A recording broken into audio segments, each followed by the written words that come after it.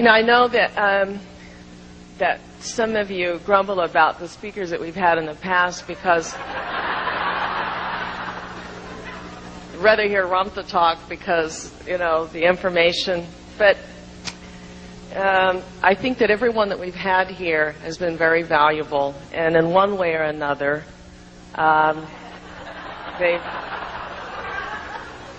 they've helped to reconfirm what we've been taught from a completely outside source, and that's one of the reasons that I invite speakers here. This next gentleman I was introduced to through a videotape from my friend Anne-Marie, and then her friend, the captain, sent over this videotape of Alex Collier. And so I was just in the mood to listen to this, and I sat down and I immediately liked him. And I liked what he had to say, and for 6 hours, videotape, I was glued to it. And one of the reasons that I wanted him to come here is because he addressed issues in this that Ramtha pioneered really the changes the days to come and really set everyone on the trend of predictions and all those sorts of things. But there was certain knowledge that many of you know that was never out there that we've gotten here, in particular about the blue webs and the blue body, the different planes, the spiritual self.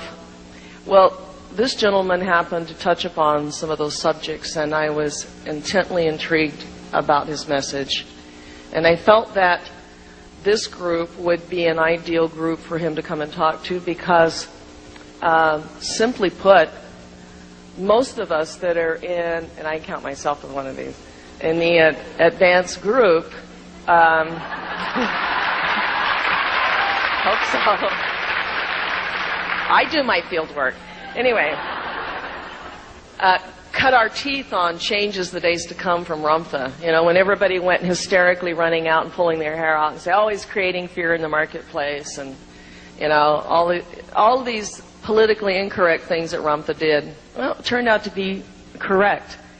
And one of the issues that was most difficult to handle was becoming self-sufficient and buying our own land and storing our own food, learning to grow it, learning to prepare it, having our own water, moving out of the city, building our projects and preparing. And there is a school of thought within the school that thinks that's sort of silly if we're gods. But, you know, I love what Ramtha throws back on you. Said, well, if you're so hot, then you get out there and let's see you do field work. You know, I mean, that sort of puts that issue to rest. And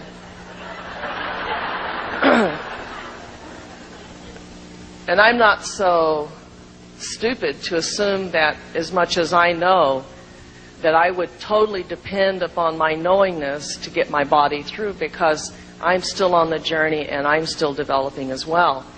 Well, I know that this group in particular, he has talked about preparation and about the things that are coming and the war and the 12 days of light and all of those things that some of you may be starting to get scared to death now. Mr. Collier has gotten this information from a completely different source. And well, I felt since Ramtha has not addressed for some time now these issues, because his focus has been on preparing us spiritually and training us to be spiritual beings instead of physical beings, so that spiritually we can take care of our own bodies. That's where Ramtha's whole agenda has been on, to make us preservable for what's about to happen. Mr. Collier's information flows right along with what we've been taught and what most of us have sort of come to accept without fear, without understanding. And I pointed out to him, I said, you know, Ramtha is very wise, and he says, when you're prepared, you don't have any fear. It's when you're unprepared that you have the fear. And you don't know where to go and where to hide and what to eat and how to make it, and everything's turned off, you don't know what to do. Well, preparation is the greatest deterrent for being afraid, and we've had a very great and wonderful teacher who has endeavored to coax us along and give us that sense of self-preparation and sustainment. So Mr. Collier's contacts have been with the Andromedans, and I just love it. They're blue. And he didn't know anything about this group. It was wonderful, and maybe he can give you a little background on that, the group, you know. And so when he asked his contacts, they said, yes, we know who Ramtha is. We call him the commander. So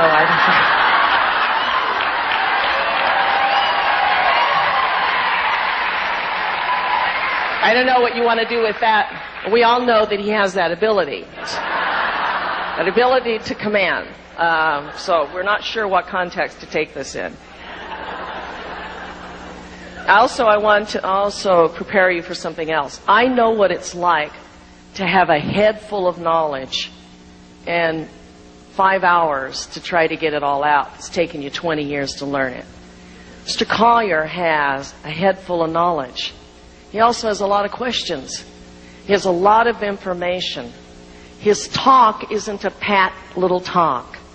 It isn't written down somewhere and he's memorized it. He has important information on every topic. And I know what it's like to address an issue and then remember that there's other issues to add to that. So I want you to know that he's endeavoring, and I've asked him. He said, what can I possibly tell him now? I said, everything you know. That's a large request. So understand that there's a lot has to come out in the next few hours. And don't get hung up on a particular question. You might make note of it because he does enjoy question and answer sessions that are legitimate questions that merit being asked. Not what's wrong with my parakeet, but pay close attention. Also, something else you should be aware of, as with the scholars that have come here, and in particular, having a wonderful interaction with the physicists that have been here. You know, I love tangling it up with them, and the only problem we have is that we're thinking the same, but our definitions are different, our words are different. Understand, he's going to be describing what he's called as dimensions. We've been taught planes. He has other words for them, but if you understand that his language is a little bit different, you can follow the context of the knowledge that he's about to impart. And lastly, I want you to know that he has a tremendous burden, because I know that when I began to wake up and know things, that I wasn't happy about it. It made me really sad. And what made me worse was that I realized that everybody didn't want to wake up, and nobody wanted to know what I knew, because it was uncomfortable and it threatened our security and our little box. I think Mr. Collier is sort of in that place now. He has a tremendous amount of sadness about how do you tell people what's coming, and knowing what their reception is, and knowing they don't want to hear it, and knowing what our choices are. So he has a burden, and any messenger, and I can tell you, bears that burden, but any messenger worth their salt will live through it, and I think he will. So it's my privilege to present to you the lovely, the beautiful, the esteemed Mr. Alex Collier.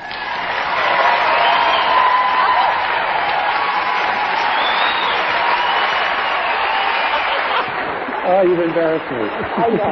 It's good. Thank you. Thank you.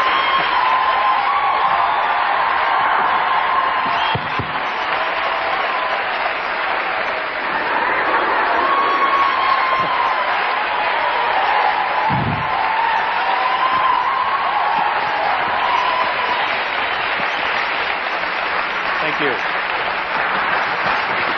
Thank you. Maybe we could just do this for 3 hours.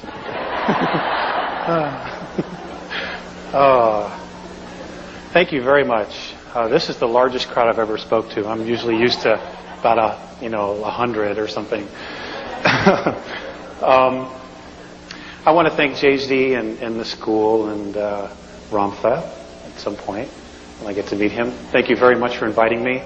I was really surprised, and I have a friend named Val Valerian, and I got on the phone and I called him and I said, hey, what do you know about this bunch? And he can attest to it. He said, well, I'm one of that bunch. So here I am. Is Val here?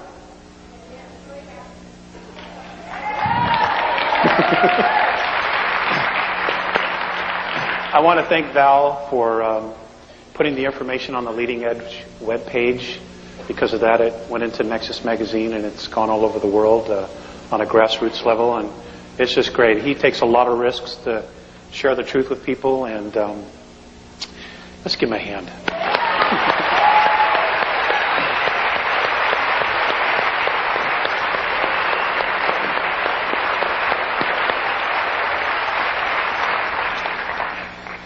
Okay, brief overview. I have, for 30 years, been visited and taken on board by beings who live in the constellation of Andromeda. They are light blue. They look like that color of that, but they have no hair.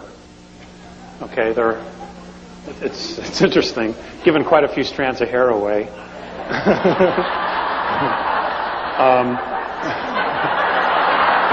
Used to be a lot more hair here before the contacts, you see.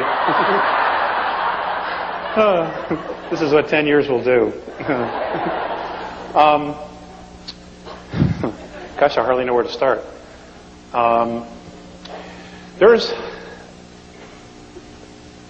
They're awesome. They're a very healed race, and you know, after thinking about it, I think the reason they're so healed is because they have absolute mutual respect for everyone, and they've said that that's the only way we're going to have a healed race and planet, is if we have mutual respect for each other. And I realize that there's not a lot of that teaching going on anymore in our world. I've had to look at the character of our race on Earth, because I'm blessed to be able to compare it to something else. And folks, we got a lot of work to do, and we have a very short time in which to do it. A lot of things are really going to start happening around February, March, April of next year. And, you know, I wish I could just tell you it's all love and light, but that's just not reality. We live in a duality here. And there are definitely some people screwing races that are screwing with us. And I understand from talking with Jay-Z for about 2 hours, 2.5 hours. It went by in 5 minutes. So it's true, there is no time.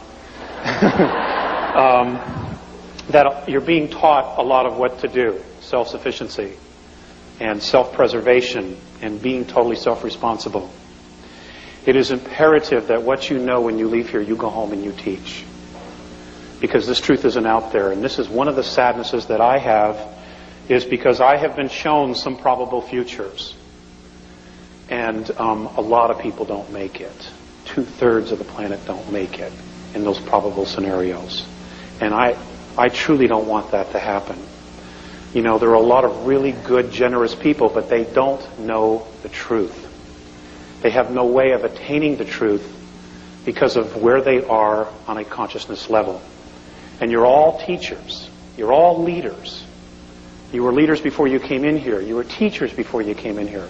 But when you go out of here, from what I understand from Val and Judy and Judy Pope, and talking to Jay-Z and Greg, that you're going to walk out of here professors, PhDs.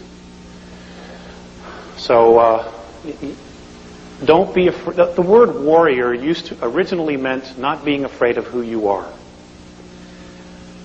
Okay, it didn't mean slash them up, cut them up, you know, murder, betray. It didn't mean any of that crap. Okay, it meant not being afraid to be who you are. And you are all true human beings. We are all royalty.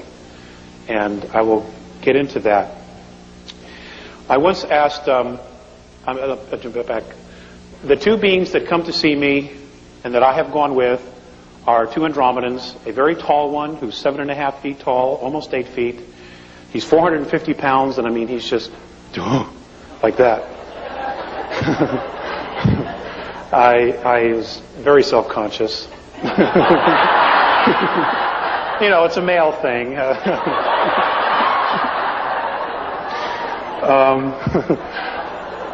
His name is Morine. And the shorter one, as they get older, their skin pales, they turn to white. Their average lifespan is, in our linear time, would be 2007 years. So, of course, you see a lot of changes in that amount of time. Hanging out here for 60 years is just a weekend,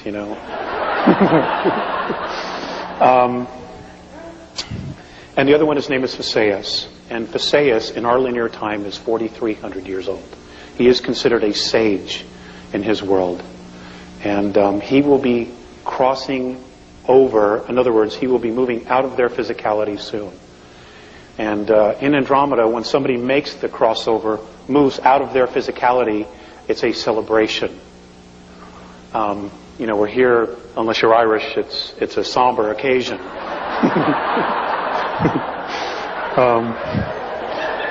The Irish have the great right idea. They party, divide his clothes and everything.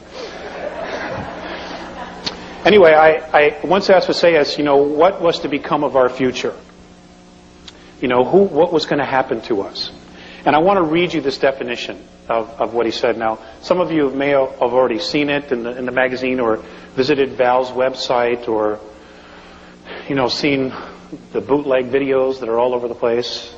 But this is what they said. Responsible freedom of self-determination. Becoming truly self-confident and free. To unconditionally be responsible for oneself without being coerced to accept some higher authority. Now, I understand this is exactly what you're being taught. And I knew, which is really nice, is this is confirmation not only for me, but also for Jay-Z and her people. Because I didn't know anything about Jay-Z until about 3 weeks ago. In fact, I've given channelers a bad rap.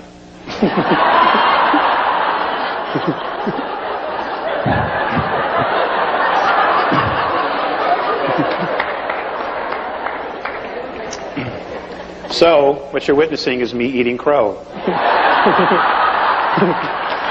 Oh.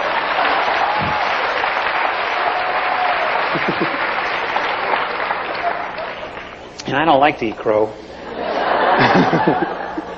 That's a male thing too, I think. Oh. Hey, the changes that are coming are really going to affect, from what I've been told by Morine Phaseus, the males the most. Because we are the most shut down. Not only genetically, but spiritually as well. I'm being general, okay? I'm not meaning all of you. I'm just pretending like the whole world's listening. Looks like the whole world in here.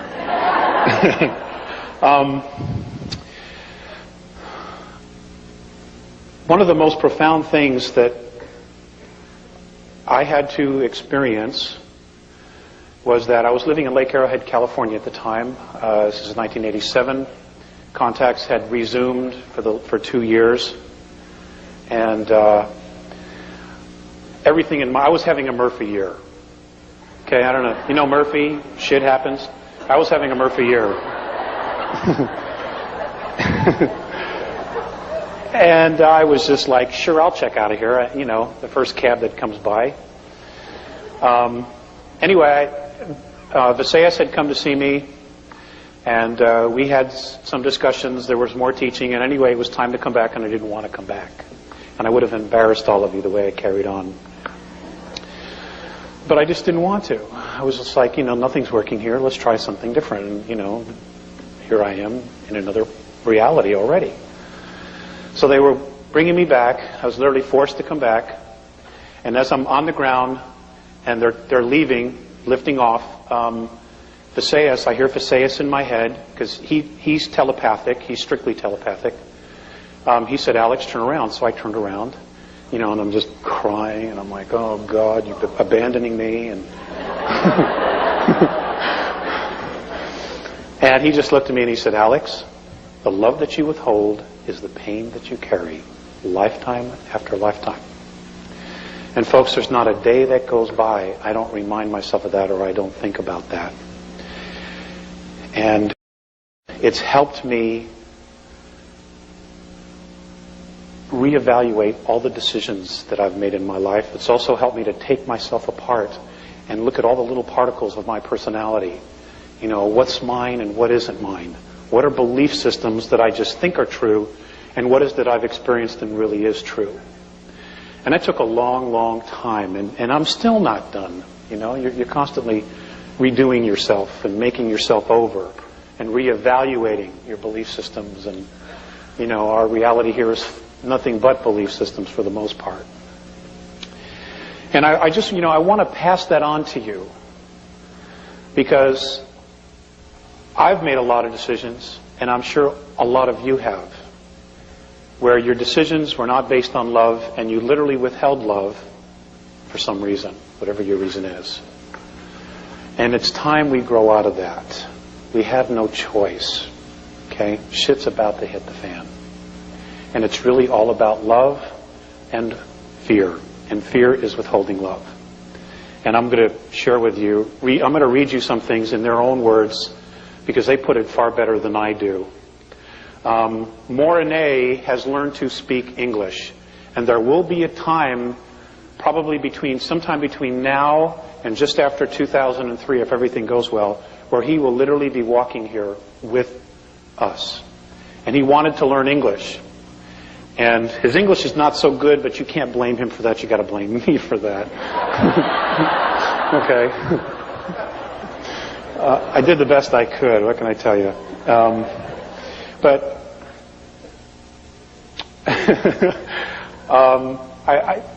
when they talk to each other, they talk telepathically, and their language is holographic, very much like the ancient Chinese language or the ancient Japanese. They're literally holographs, but you can't just pull them up off the page. And holographic language is entire concepts like this. So you will just give one symbol, and in that one symbol is maybe 10,000 years of a history or a meaning or a teaching. And it's very hard to describe, and it's taken me a long time to try to figure it out. And they were very, very patient in teaching me how to understand their language. And I want to do questions and answers because there's so much locked in my head that I have not tapped into yet. And unless you ask the question, or somebody asks the question, it doesn't come up. Okay, so I'm counting on you to ask some really good questions. And if I don't know, I'll tell you I don't know. In my conversation with Jay-Z, she has a very strong foundation because of her teachings with Ramtha. I don't talk the same language. I'm really a simple, complicated guy.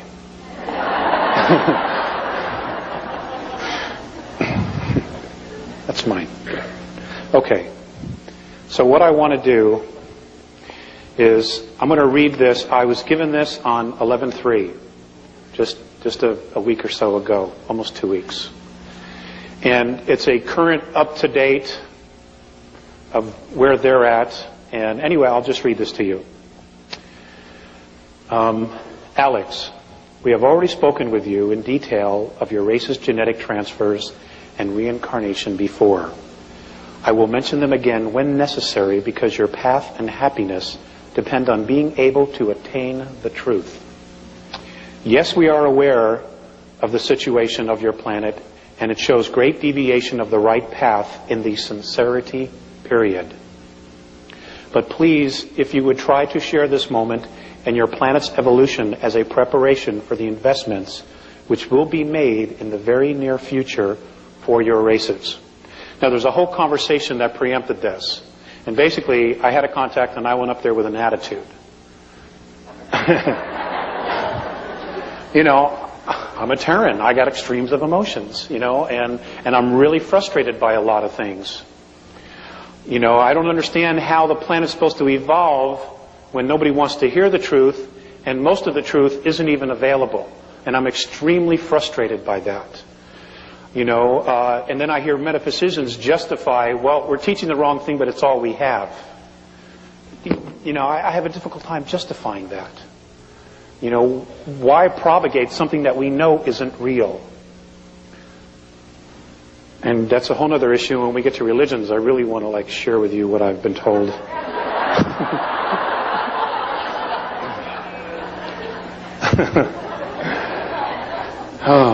Okay, this continues. Since the removal of conditions by density technology, your evolution is going to a faster pace, I think you say, than before. We have had to raise the frequency of your planet to move change and enlightenment along. Such a broad word you use, this word enlightenment. It was necessary. This also means great tests of tolerance in situations will be needed by your races. The most important of these tolerances will be caused by delusionary discriminations between your peoples. And folks, this is happening all over the planet, and it's such crap. At the present moment, your races are carrying in your DNA genetics the influences of 1,000 centuries. As you count rotations, that's, 1 year. Both the positive and negative aspects. Please understand we are trying to prepare your races for advanced maturity. At present, many transfers occur in your planet from many different cultures and planes. Each member of the races on and in your planet will naturally exhibit their own mentality. They do and will contradict your habitual cultures. They're very specific about the words they use. In fact, I don't even know how they got some of this, because I didn't even know some of these phrases. It's like pull it right out of my head, and I don't even know it's there. Please do not forget that we have told you about mental conflicts, that they cause each to go through tests of maturity. We determine your mentalities through the impulse signals we receive from your race's chains of thoughts. Now the selection of man or woman and the situations they transcend are much more difficult, because their preparation of the future is in accordance with their level of consciousness. Alex, you cannot help all your races. Each member of your races will feel their essence in the balancing of positive and negative as they have done, and it will be weighed in their own consciousness. Those who prepare and invest will be prepared for the evolution to another density. The continuance of your planet, the continents of your planet is changing very quickly. Please don't confuse our compassion for your races with a love for your planet. Please understand that they are separate with our race. We are neither pleased with your world's riches nor dismayed by its poverty. We came to here to assist in the period of sincerity, the clarifying of the original intent in all of us in this Vidyā. The Vidyā is a tone that they use, and that particular tone means holograph. They've always referred to all of this as a holograph. Because of lineage to your races, we have returned to you. Your world is a place of veiled consciousness. In order to be embodied in physicalness, all frequencies should be assembled in a whole intent. The very distresses, the many anxieties are the result of conflict with the limitless awareness in your races. This is the reason why your planet races cannot attain your own selves, and yet you desire to possess everything. The reflections of your evolutionary state of physicality cause your races not to live comfortably on your planet. Your present religions cause your races to unify your physical bodies with your abstract egos. You call this progress. We do not. Stop looking to your physicality to bring you enlightenment. Your bodies are the effect of the cause, which is intent, moved by emotion, which creates physicality. This is their perspective. During previous past times in your third density, education of the soul took many incarnations of life and death of the physical body. Situations and reincarnations would reflect the system, it appears. All beings would transcend your physicalness in accordance with the degree of consciousness attained. Since it appears that your races, having no concept of the law of consistency, became very fragmented in extremes. Religions became divisions of beliefs, and conflicts among your races took place. The worship of belief systems and idolatry came into existence. Reincarnations have become history, and by this means your races, Alex, and others than yours, have a probability of directly attaining your full essences. The reason for telling you this in all clarity is to free you of the conflicts and contradictions, so your races can attain the truth as soon as possible. So don't ask us about yourself. Ask about yourself to your own self. If your races cannot attain the truth and cannot be unified with your original intent, we will not be able to be in touch with your planet races. Since the ego consciousness in your races still goes on, and since you cannot break the denial of your inner self, your races become detrimental to the planet and to your planetary system. At this moment, there are many beings who cannot attain genuine respect for self and self-awareness in our galaxy. They as well are being kept under control. Their evolutions are being made in an indirect way. Your races have also been persecuted and manipulated by other galactic races from planetary systems, negatively charged other than your own. I'm glad you got that. Since during your different past time periods, they have tried to prove to your ancestors their own technical power. Fear has been created in your races. We have returned to convey the truth, to erase these fears. Since your planet is the site of both the most primitive and most high maturity, it is very full of contradictions. Your religions, which have helped many to evolve, have not been released. Your races have refused to let go of a system of beliefs that have not serviced your planet for the last 453 rotations of your star. By freeing you of this, and with the use of common sense, we hope your races will attain your own selves and become fully independent. Be at one. Okay.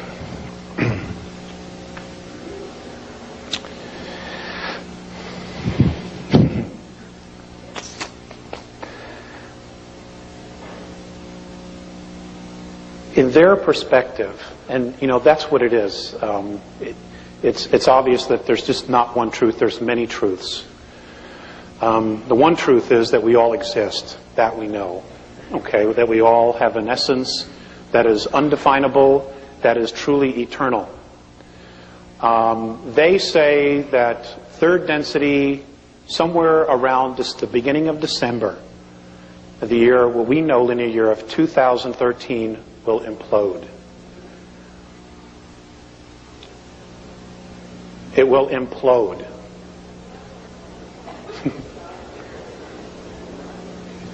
The third density will implode. And look at the auras. Wow, check this out. Now, what does that mean? Okay. I don't know if this is true, but this is what they say. They're convinced that literally what's going to happen is that there's going to be a graduation out of physicality.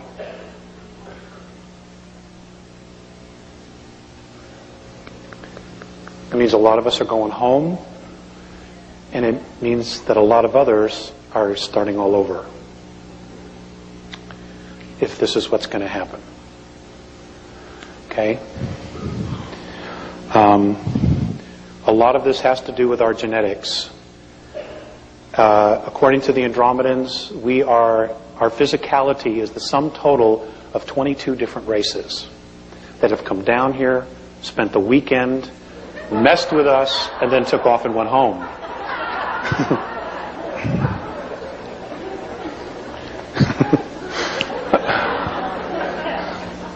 Okay, intermingled, left children behind, and just took off. The Egyptian pharaohs are the perfect example of this. Okay, the blue bloods, the English family, the Rothschilds, who are also blue bloods, are another example of this. Their blood is copper-based, and that's ET. Okay, that's ET. And the thing about copper-based blood is that you don't need a lot of oxygen. Your physicality tends to grow and have a larger lung capacity. Okay, so you can live in a lot of other environments where we couldn't. Now, what's interesting is that in our physicality, what we know as Earth, our atmosphere is getting thinner and thinner. I know that there's a lot of talk about the ozone, and it's a myth, that it isn't real, that there is no such thing as an ozone crisis. Folks, there absolutely is an ozone crisis. Okay? We are destroying, when I say we, all of us are partly responsible for this. We are destroying our environment. According to the Andromedans, 3,500 years ago, the oxygen content was between 34 and 38%. They say today that it is literally less than 17%. Now, those of you who have studied biology, what happens to the physical body when the gas, which is oxygen, goes below 15%? I'm sorry? Somebody said you die? Yeah, that's right. Okay. Now, why is this happening?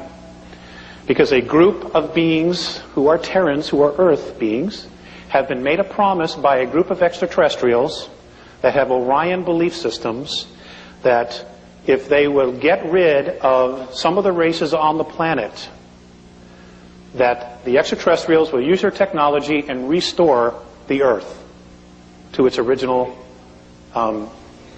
state. Okay? Some of that genocide was to be done by viruses. And as most of you know, the AIDS virus was created. And there are others that are coming, anthrax and the bubonic plague. All of these things are coming back new and improved, I'm afraid to say.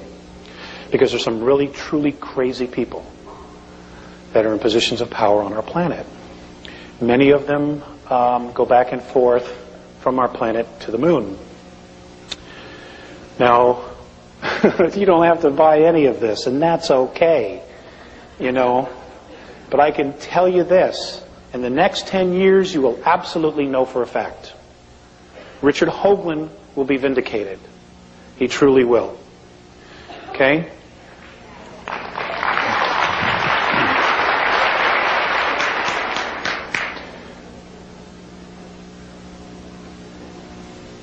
There are ruins on almost all of the planets in our solar system.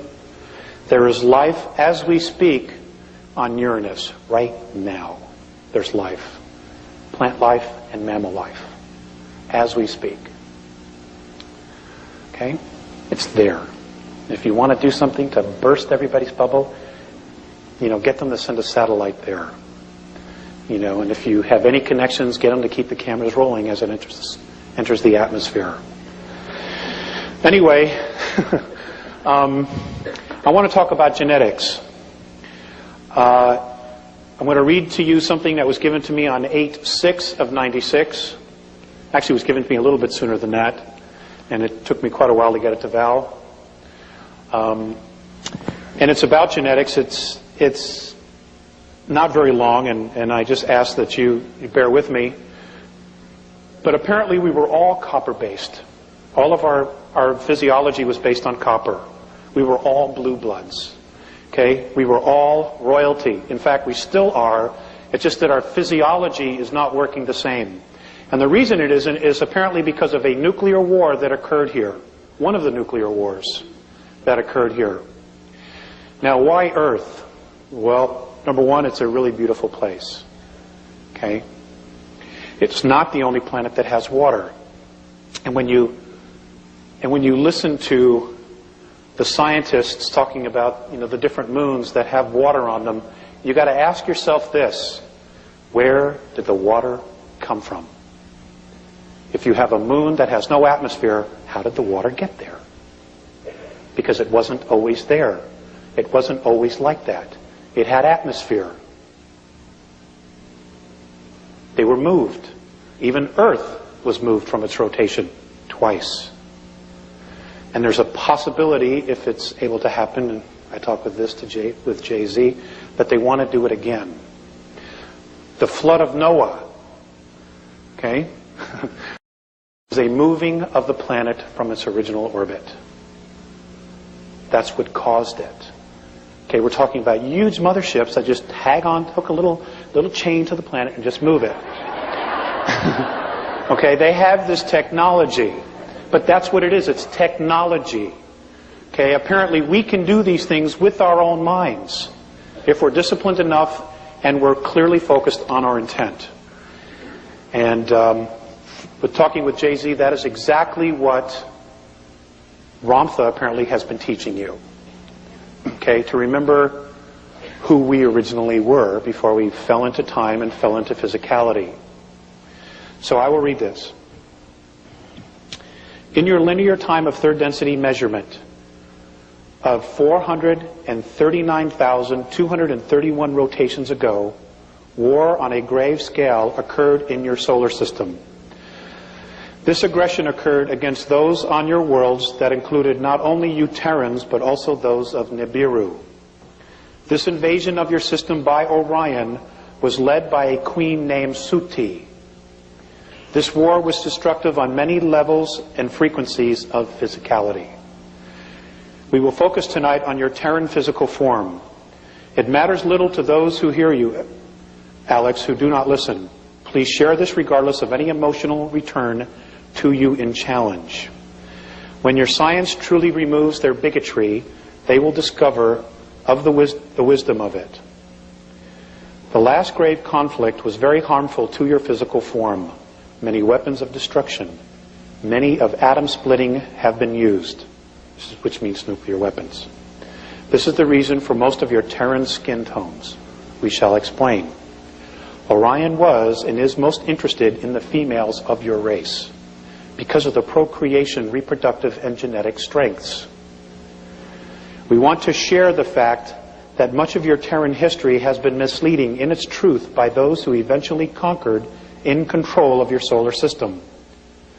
Nibiru won, but only a short battle, before they and other outposts were forced to leave your solar system because of genetic damage. Your original races were green-skinned. This we know because of large copper traces in your Terran 22 blood types. Also, the pituitary and thyroid were fully functional. The genetic damage to these organs was caused by radioactivity in air and all things of contact. The air was like this for a long time.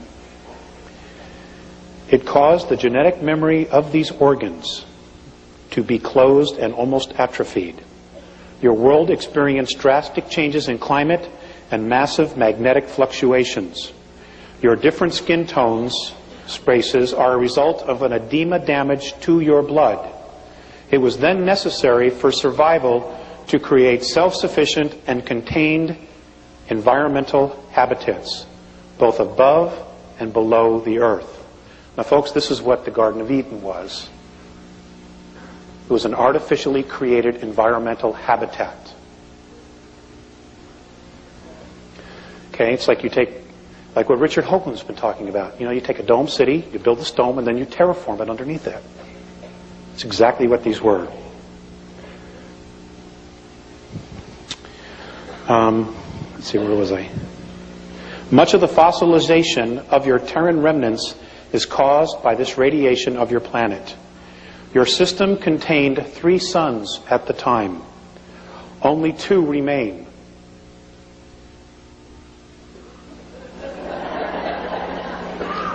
I'll read that again. Your system contained 3 suns at the time. Only 2 remain. Write it down. Write it down. It's a question. Your physicality, your physicality in its original form contained a great balance of zinc, copper, magnesium, and iron. Your true blood color was green, like your chlorophyll. Some, we have discovered, even had a gold tint in it. As such, your physicality could survive in a high carbon dioxide atmosphere. Because of this, because of this skin color, the only stars in your system that affected your physical form were in the color spectrum of orange, red, blue, and green. Now think about that. Okay?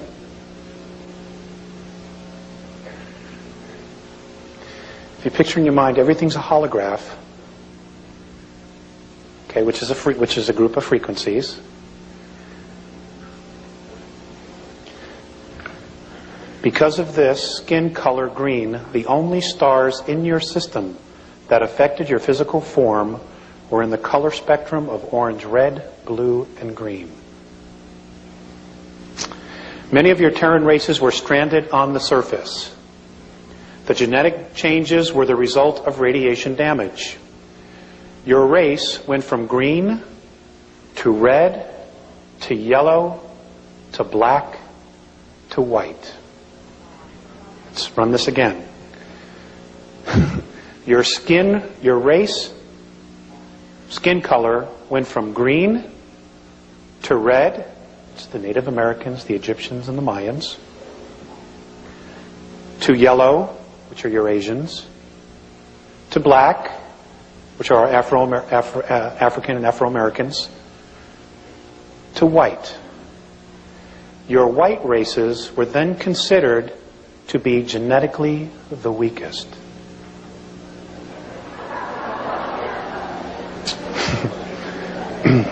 Puts a whole new light on prejudices, doesn't it?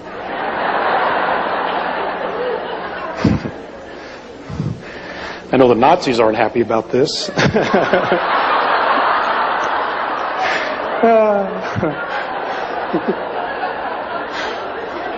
It's just as well I don't like them anyway.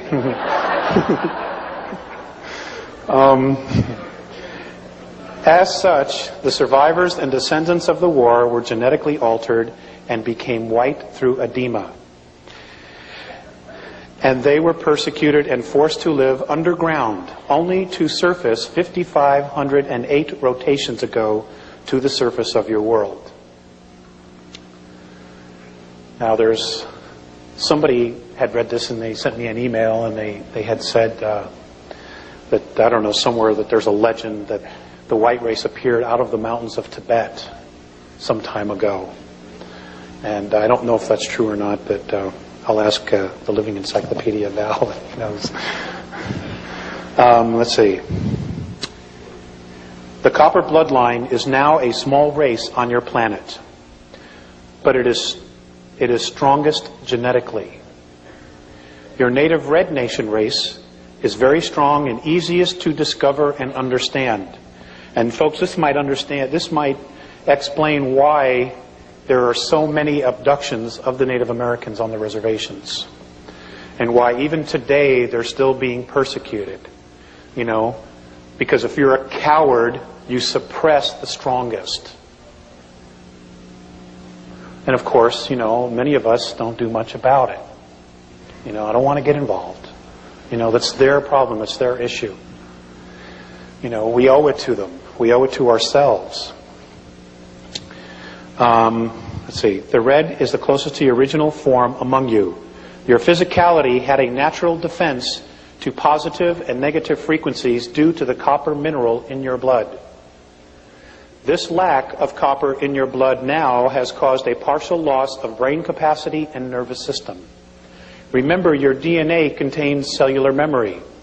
It is possible to unlock this memory with the use of minerals such as copper. Your blood systems adapted to iron because of copper depletion due to radiation. We will share more with you, but we must return now. Be at one. They always end it with be at one. Okay.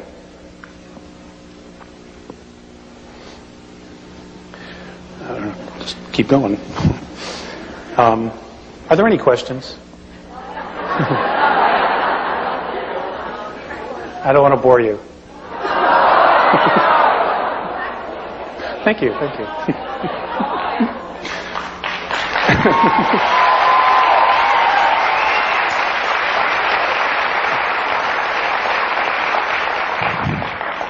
You guys are so great. I'd take you all home, but I can't feed you.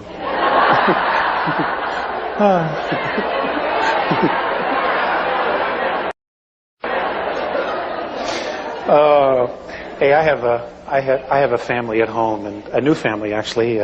My wife and I just had a baby. He's a month old today. Thank you. He's totally cool. He's taught me 3 things already: patience, tolerance, and insomnia. He doesn't like to sleep. I don't know. Most kids I was told, do, and he likes to be up every hour and a half. My poor wife, she went from needing 9 hours of sleep a night. She's only getting 90 minutes. I don't know how she does it. You mothers must know. Wow. What a club, huh? It's an elite club, I'll tell you. When I saw the baby come out, I was like, God, I'm so glad I'm a man.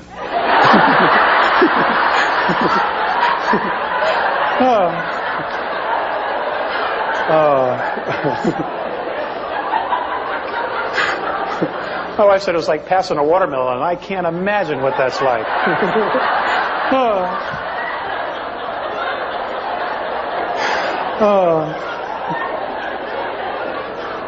Nor do I want to know.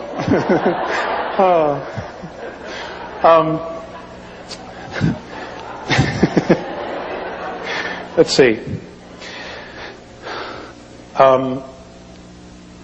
I've talked with more facees about maturity, and a lot of this had to deal with me specifically about how to grow. And and when this first started, they didn't tell me that I would be speaking or would be required to speak. And that's because I didn't read the fine print on the contract. And you got to read the fine print, folks. Okay? Do yourself a favor. Anyway, I just wanted to read to you the stages that they said that the human being goes through. And this is not just us. There are human beings everywhere. Not only on our plane of physicality, but on other planes. And I want you to know that even though you may not see them, even though, you talk about what I refer to as dimensions or densities, what apparently Ramtha refers to as the planes, there is a physicality on every one of those planes or densities. Okay? It's not, they're just whispering little clouds, and there's a light breeze, and if you're lucky, one will blow through you, and oh, hi, how are you? That's not what it is. Okay?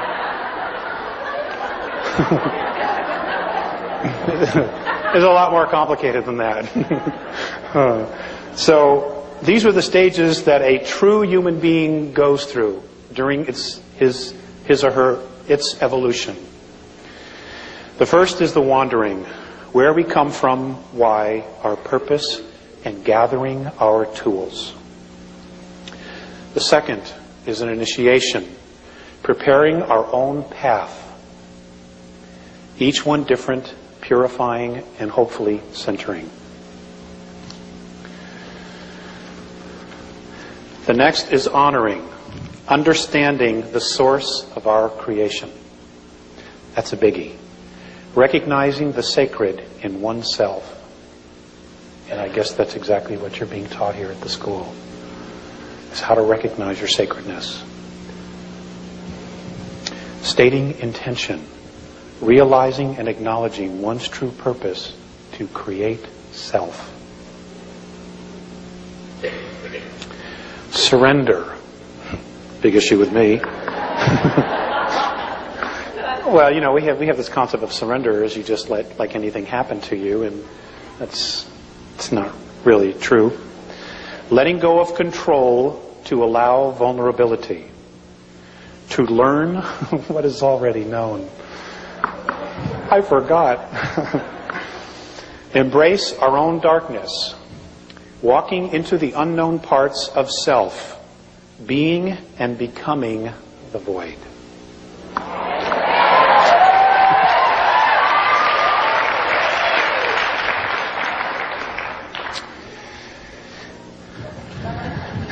Yeah, I'll do that after I go through it the first time. Lighting the flame in the heart, connecting to self and finding meaningful, honest ritual. Transformation, climbing the ladder of self-responsibility to hold a vision of being oneness, being the vision that alters all perception.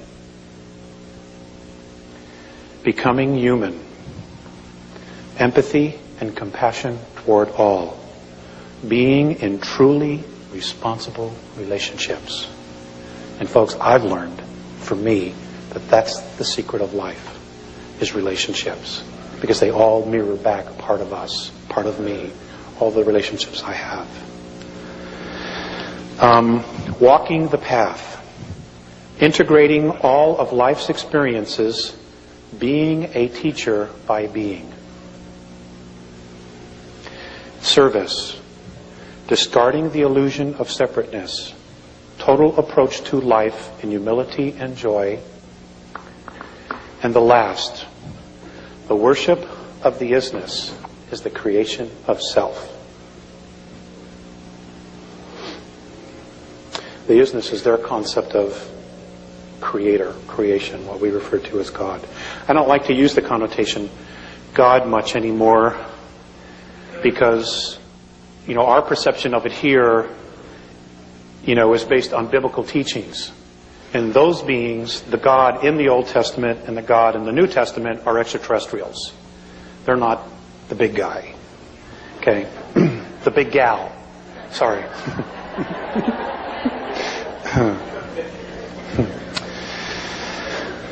Okay. Are there any questions now? Okay. Let me get some water.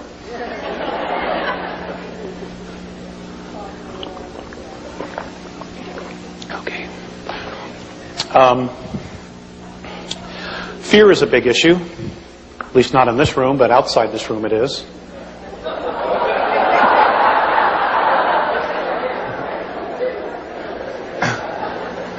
It is with me on bad days, So I would like to share with you their perspective of fear and trying to understand it. In your time and space at present is a great challenge to you all. That would be the expression of fear. For any of you to be in fear is to lack clear understanding of most situations. We have observed that your world is at a most confused point in your history and evolvement. We understand your remarkable drive and commitment to be alive, survival. We, however, are not understanding of your need to create tools of death, expecting they will keep all in a space of understanding and peace.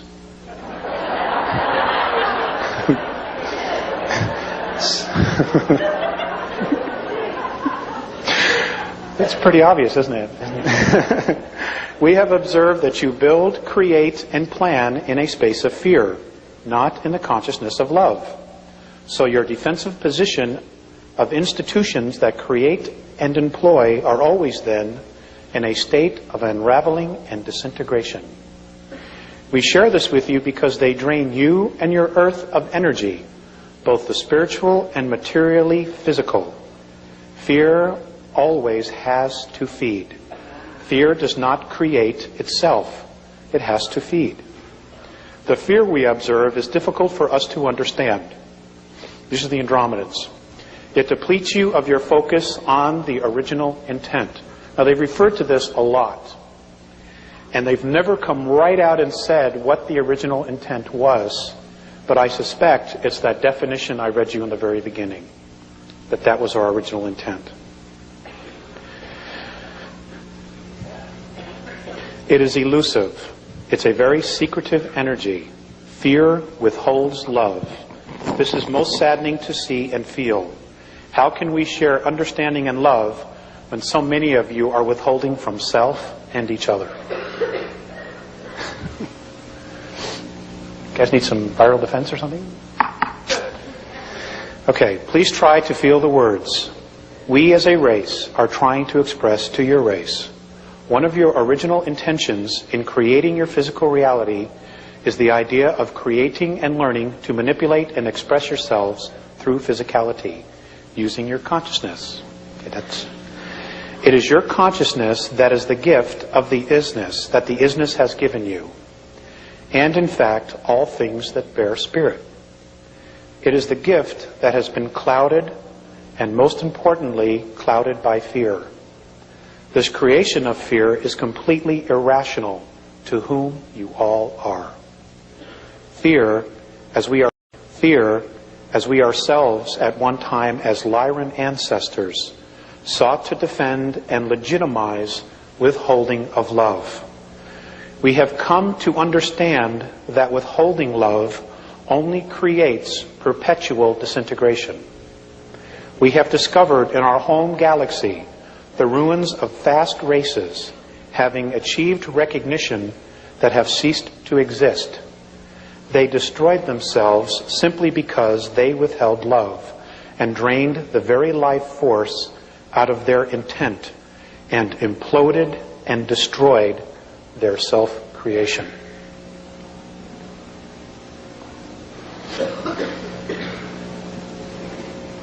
Fear is the opposing projection to original intent.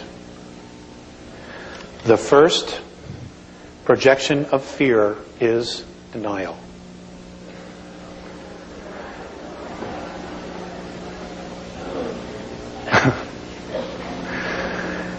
An emotion of incredible restriction. And as a restriction, denial and fear will result in the complete opposite reality as that which it claims to be. Fear is based, in our perspective, on a misunderstanding of one's own worth and security. Why is this so? We have formed a perspective based on your history. Your many religions have helped and hurt this process. Some of your world beliefs have many convinced they are sinful creatures of nature. Now, I just want to add something here. In one of my conversations with Mornay, the word sin came up, and I brought it up. I was born and raised a Catholic, so I was fully indoctrinated. And he told me that the word sin is a word that is pre-Sumerian, and the word sin originally meant genetic defect.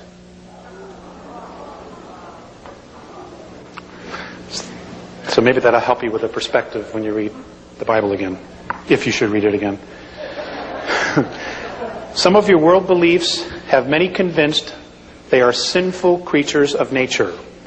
Your sciences teach that your physical form is a pool of chemicals thrown together by accident, so that you are all an accident. Living meaningless lives of chance. And folks, the first group of ETs that get here, who are not going to be benevolent and they're going to pass themselves off that they are going to be telling you that basically that we are their creation, that they own us because they created us. And the fact of the matter is, they didn't. Okay, it's another lie, and the first group will probably be those from Sirius B that will be openly contacting us. They're full of shit. Okay?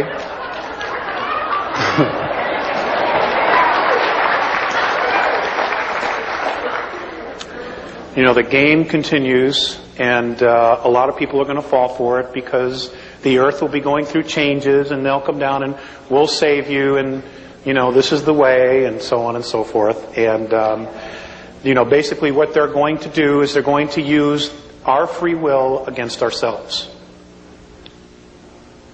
Because that's what you have. That's all you have, is your free will. It's the only true sovereignty you have in this menagerie of a holograph which we call existence. Okay, you are because you want it to be. It's that simple. And if you don't want to be, then you can change that too. But it's your decision. Okay, it continues. I'm sorry. You fear a God whom a book says is a loving, forgiving God, who will eternally throw you into an abyss for making mistakes. It creates serious dysfunction, don't you think? Which way do I go? And you do nothing, you know? It is in our perspective where this fear of unworthiness and insecurity is created from. Many in your world, Alex, have come to understand that fear, the idea of fear, is their enemy. And all of you struggle between understanding and fear and reason and fear. Please, we ask you to share this with your race. This struggle is in no way predetermined.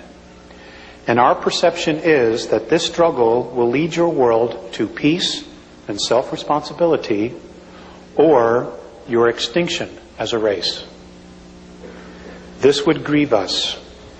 It's time to return you now. And I was given that on 2/9 of 91.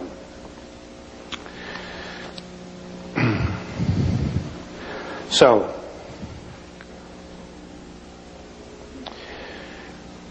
in dealing with the reflections that Morine and Phaseus have given me about our race, it's been difficult to want to come back, especially when I've seen how they treat each other. The very first time I was taken on board an Andromedan mothership, I have actually spent 3 months with them. I lived with them for 3 months in 1986. But but in our linear time, I was only gone 18 minutes. Time travel is a great thing. You know, I was home to make car payments and everything else.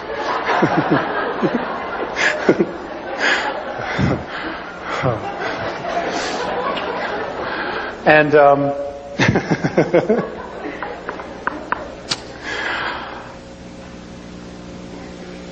I forgot where I was going with that.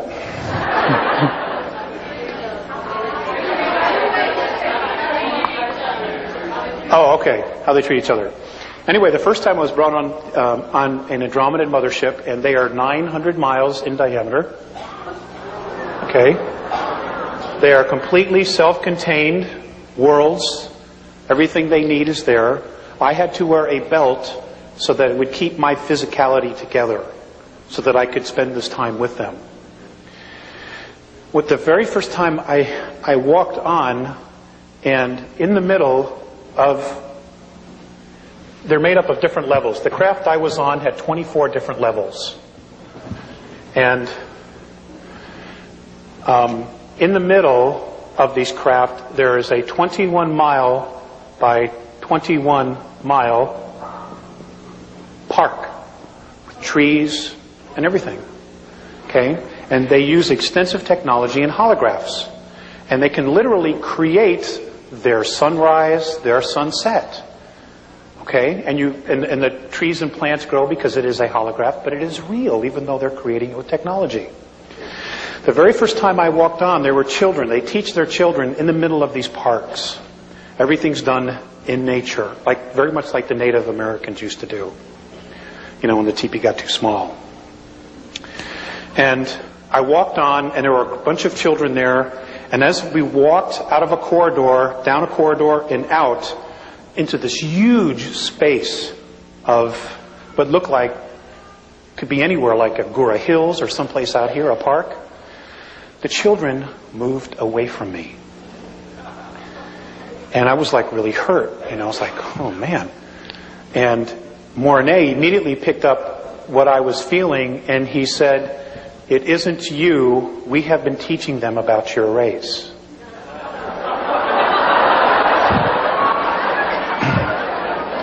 It's really not all that funny. Okay? They were afraid of us. You know, and these are children I have never seen before, but immediately felt our energy, my energy, because I represented all of us. You know, and I do the best I can, sorry. I mean, but you know, I got my own stuff to work out too.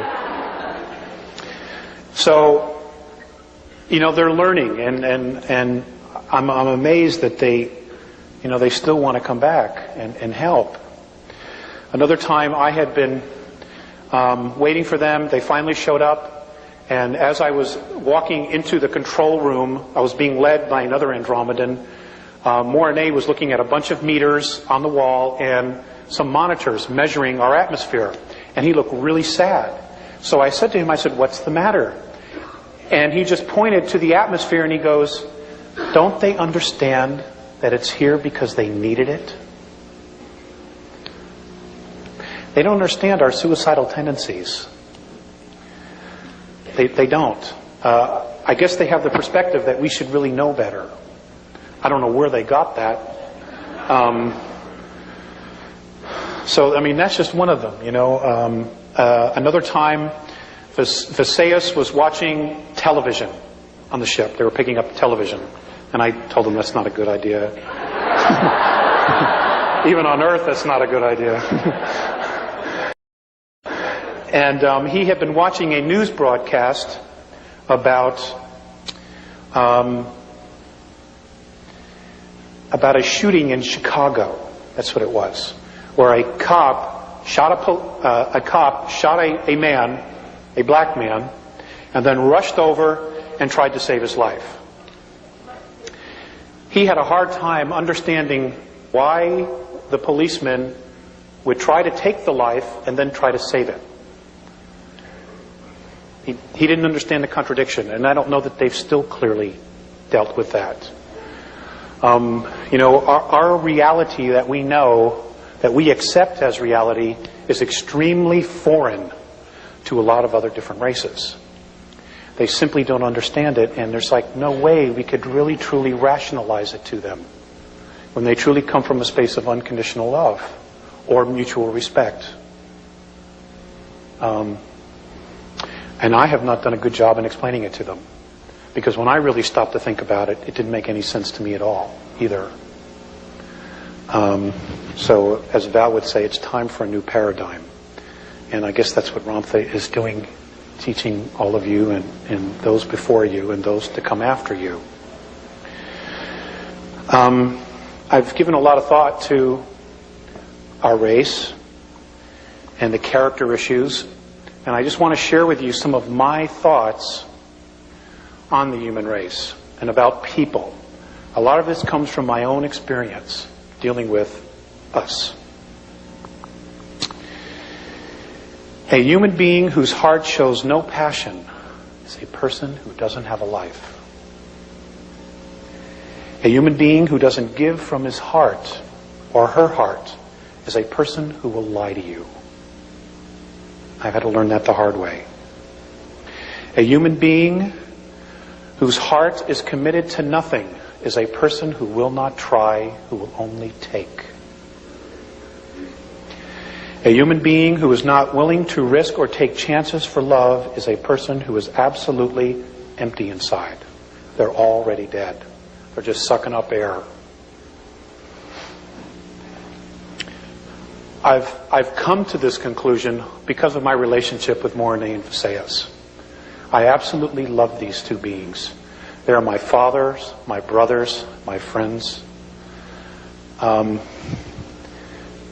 you know, in some respect, even my sons, because I've had the opportunity to teach them. You know, I mean, even English, it was like, you know, I felt like I was a really big deal, you know.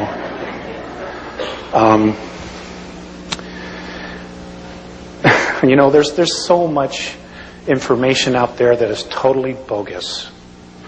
I went to the Star Visions conference. I'll probably get into trouble because this is beyond video, but I'm not going to do it anymore anyway.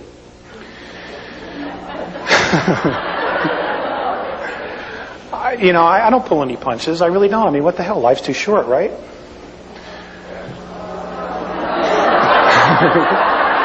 Okay. This incarnation. Okay, we have a difference of opinion. Hey, I've been hanging out with those guys, and, they live thousands of years. I wouldn't mind that. Yeah. But I don't want to live 1,000 years here. Not the way it is.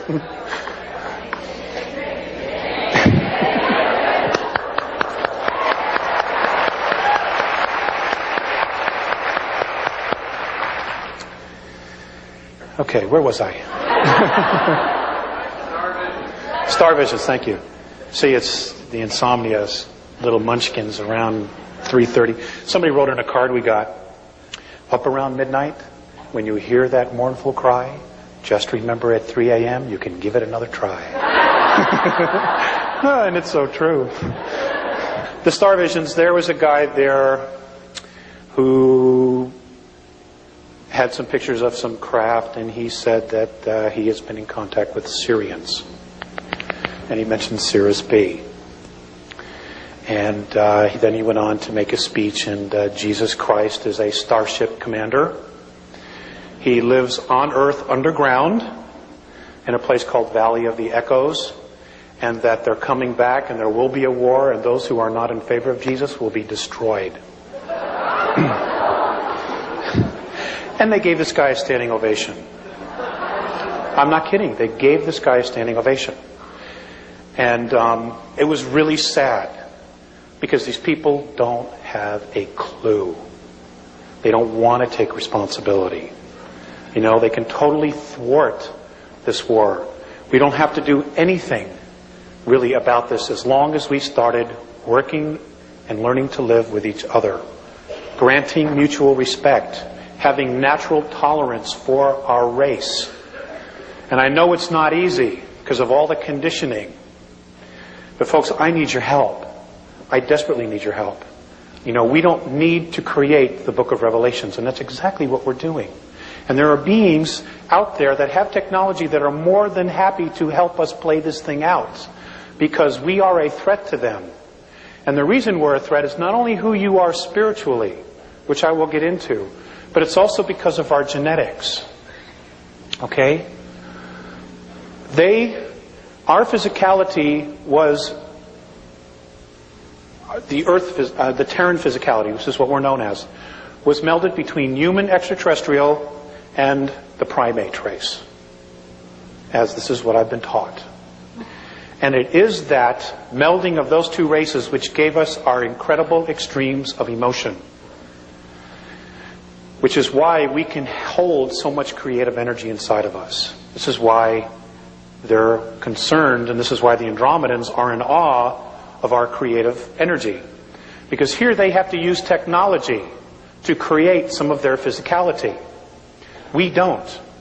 They're amazed that when you leave your house, okay? When you leave your house, everything is still there when you come back. It doesn't disintegrate.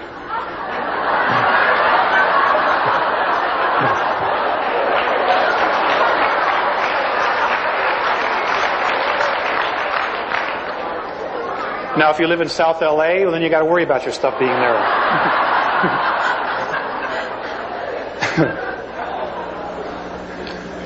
They're amazed at that, of the intent and the energy that it creates to create every one of those little tchotchkes that you have on your shelf. They're amazed. Because they're very simple. They're very, very simple. They don't have all the little stuff that we have.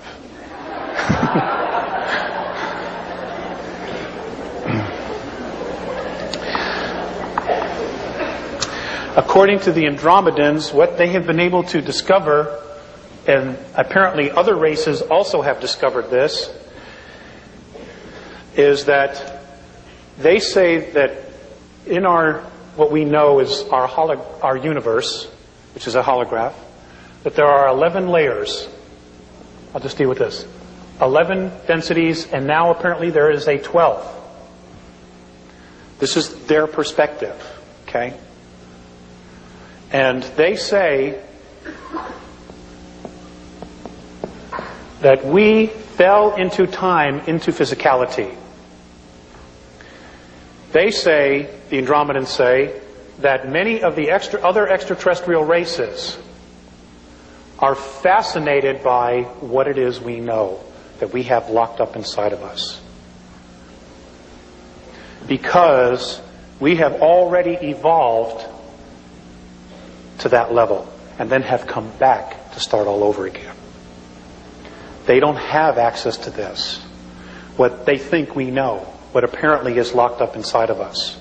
Not only that, but apparently we specifically chose this physicality because of the vibration that we held, because of the primate and human,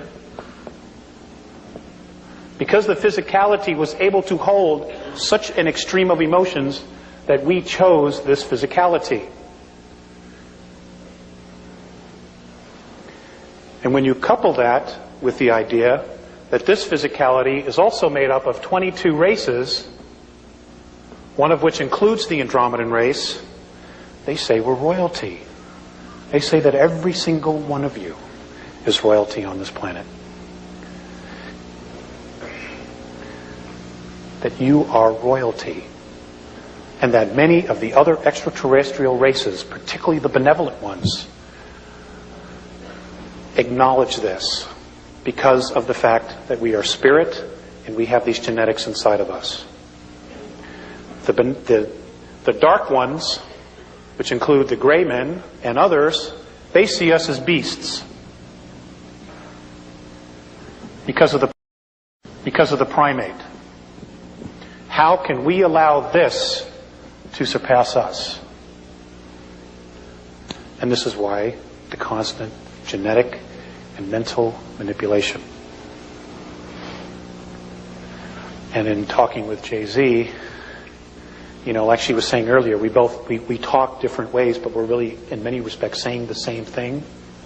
They're concerned that once we move out of our prison of third density, that we will radically change everything.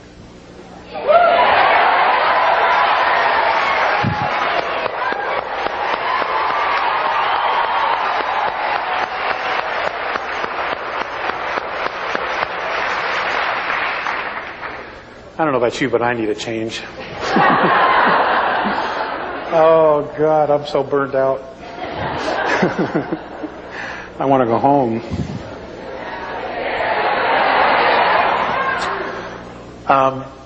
The Andromedans told me that the reason that I am one of 4 contactees, apparently there will be more added in the very near future, and I hope that some of that has to do with my griping. I've bitched and moaned and everything else. It's just impossible. There's just not enough people. That there will be more, and those that will be contacted, the reason I and the other 3 were chosen, I guess, in the first round, is because that apparently when they were here, they had a colony 62,300 years ago. It's an approximation. They were here for only 65 years, that I was one of them that was here. That's how I got here. Okay? And there was a battle, and they were chased out of here. And I was killed in that. So, when I write this number on the board, 62,000, that's a large number to me. And I know it's linear time, and I know it feels like it was just yesterday, but I know that I'm from another place. And all of you are. Your souls were not born and hatched here. I can tell you that. We've all come from someplace else. They say that our universe, what we know is our universe, if we were to put it in our linear time, is a 21 trillion-year-old holograph. They also say that there are 100 trillion galaxies total in this, which we call our universe. That's including the other dimensions. 100 trillion. And some people still don't think there's life out there. I don't know what to do with folks like that, I have some really good friends that I work with that are, very, very good people. They're very awesome people, full of integrity. But they are convinced that there's going to be a rapture, and they don't have to do anything but just wait. And God, that pisses me off. I mean, there's so much work to do, and you're just going to sit on your butt and wait? Suppose he changes his mind, I said to one guy. He goes, oh, he couldn't do that. I said, is he God? Well, yeah. Well, then he could,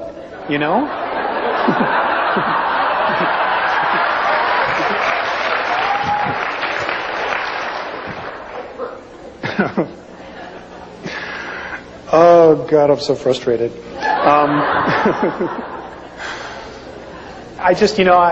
I feel the pressure of things starting to get tighter and smaller. And it's really great to see this. I was very disillusioned last weekend, and I had basically told my wife, Carla, I said, that's it. I'm fed up. I've had it. I even thought about not coming because I was just so burned out. Well, folks, it isn't easy walking these two worlds. Right.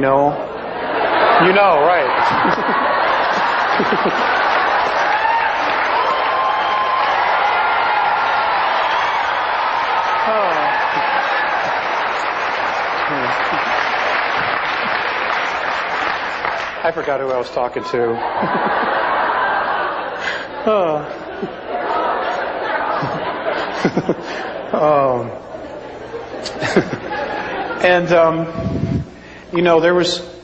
There are times that when I go out for walks at night and I try to call them down and they don't always come. And, I look at my son and I look at my wife and I'm like, do I need to put all my energy into this? And can I do both or what? And there are times I truly wrestle with, where it is I want to be. Because the two realities are so extreme. When I go up with them, I am so free, I can't even put it into words. And when I come back here, it's just like, there's the phone bill, the electric bill, the gas bill, the car payments, the insurance, baby diapers, formula, goat's milk, all these little things, And I say to myself, God, they really got the right idea. They keep it real simple. And all their energy goes into creating themselves. They're not distracted by all this other stuff. And I wrestle with that a lot. And I haven't come to a conclusion yet. I'll keep you posted. Okay, I want to read you something else that was from Phaseus. This was given on 6/5 of 96. The most necessary action now for all of you who are aware is to do what you are capable of to illuminate your degenerated societies. Consciousness is your scale. It always provides balance, which does not fail. It speaks to those and tells them what to do and what not to do, to one or all beings who choose to be evolved. The administrators of your governments are responsible for professional order, not your moral codes of order. The key to your happiness, Terrans, is in the hands of your own consciousness. We have perceived that you Terrans have arranged your lives not according to yourselves, but according to others.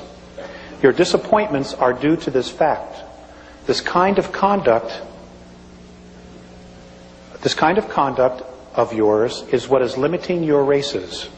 Each one of you is a free soul, a free consciousness. No one is the servant or slave of anyone else, though the hidden ones would trick you to believe otherwise.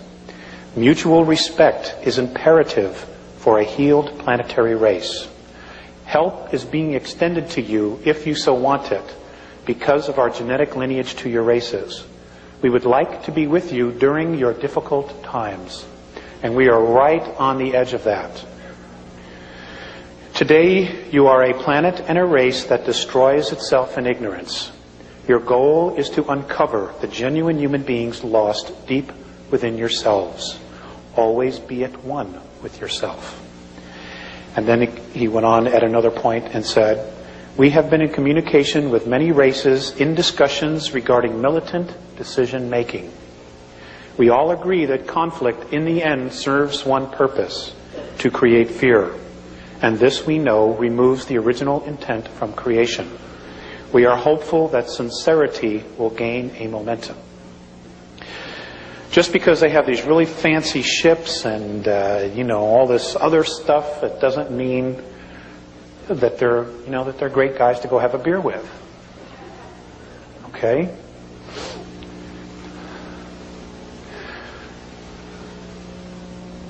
I want to share some things with you that I've not talked about publicly. And there are things that are going on, there are abuses of the past that I want to share with you what Morine and Phaseus have told me. For example, one of the biggest questions we've always had in America is what happened to John Kennedy? Okay?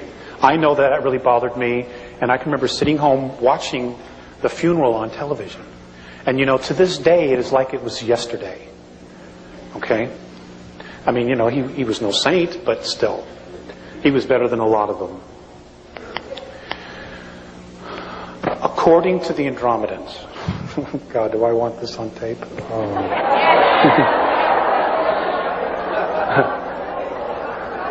I just remembered.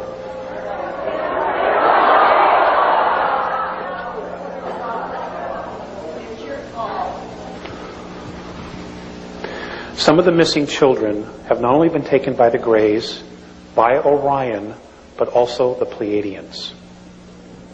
Now, apparently in the star, in the systems near Aldebaran, there are human Terran colonies that the Pleiadians have taken children from here. When I asked Morine if they had permission to do this, he said no, there were many broken hearts left behind. Okay, again, whatever the justification is, it's still a violation of free will. And that's how you have to measure somebody else's actions. Okay? Sirius has also been doing this. There were many children taken underground, not only by our government. Many of the children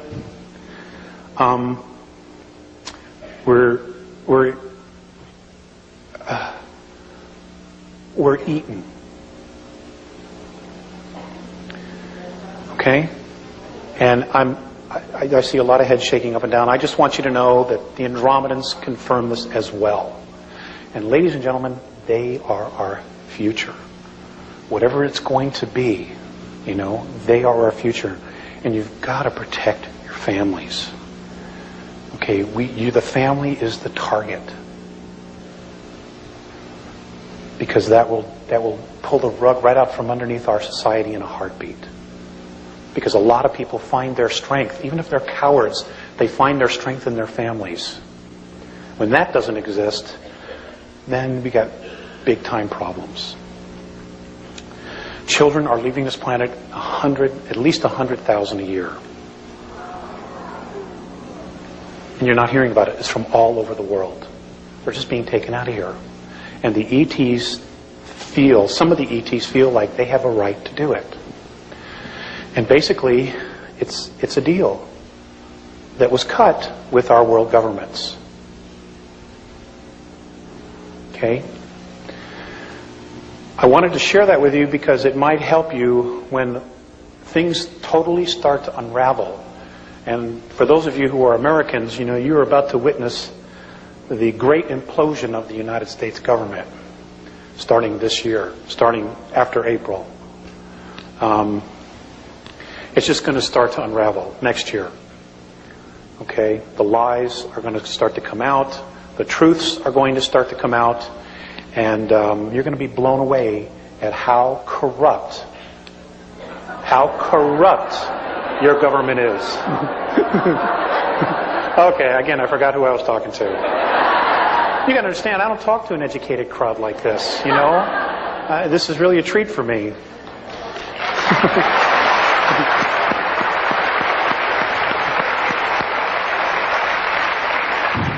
mean, you guys are just awesome, you know?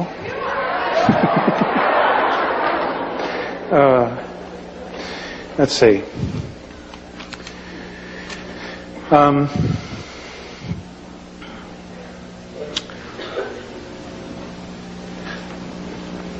going to show you some Andromedan holographic language.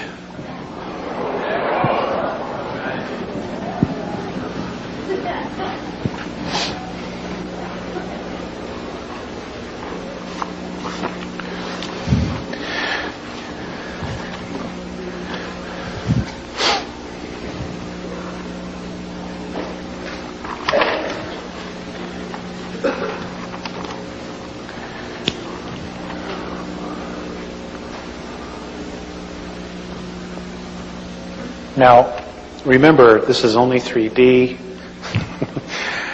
If you can in your minds, use your holographic technology that you're being taught and pull it off the board and be able to move all the way around it.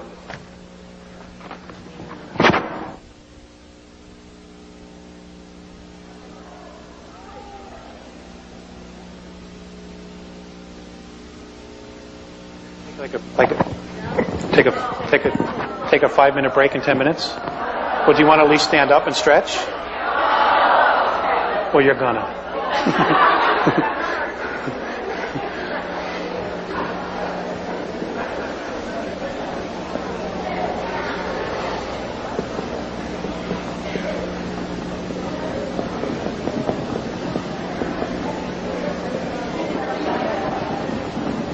Okay. I'm not an expert on how holographs work, but in this holograph, if you could see it physically, all the way around, contains information. This symbol, when given holographically to another race, totally tells them everything about the Andromedan race. And apparently we are supposed to do that, be able to do that, and apparently we already do, but we don't really understand how it works. Okay.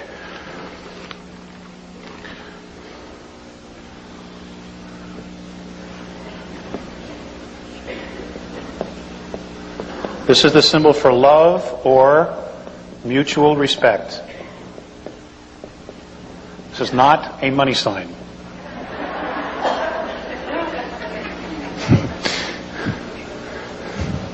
Again, it's holographic. When they say this, if they were to project it inside of you, and our consciousness and our both our hemispheres would totally understand it, in this one symbol would be their entire concept and everything they know about mutual respect. See, it's simple. It doesn't take 200 pages to explain love. It's just, there it is.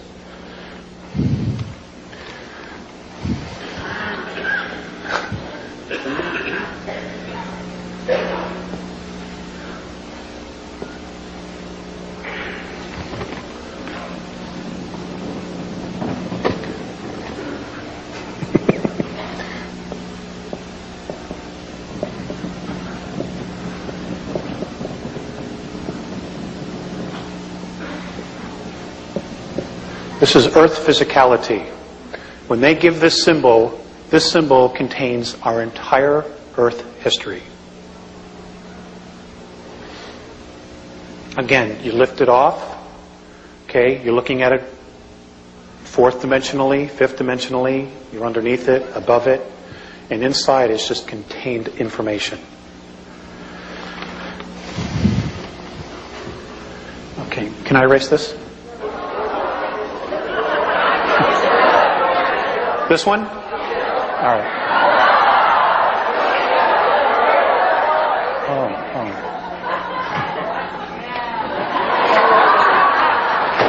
Thank you.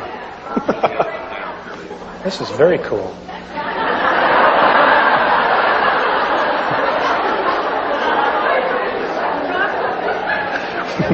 You understand? I mean, it's great to be able to do the job with all the tools, let me tell you.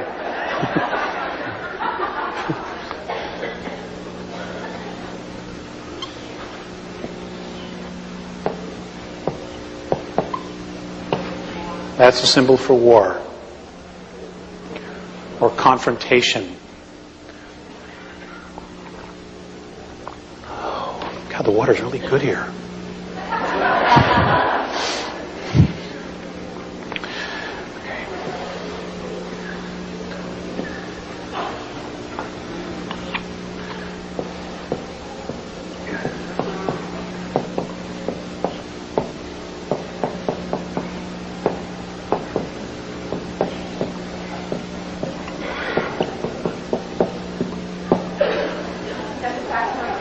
That's the fax number.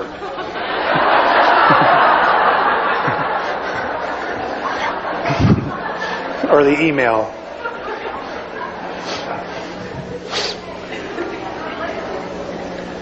Oh, you guys can't see? I can't pull it off the board on wall, I'm sorry. Well, somebody else over here has it. They can share it with you. Okay. Now, this is a much more complicated one.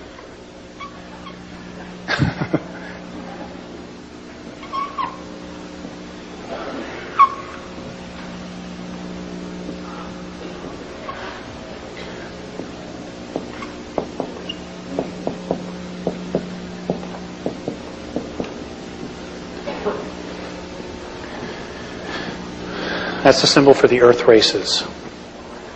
That's all of us. White, black, red, yellow, and green.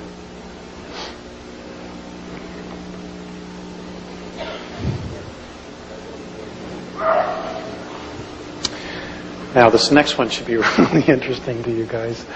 I'll just put it right here.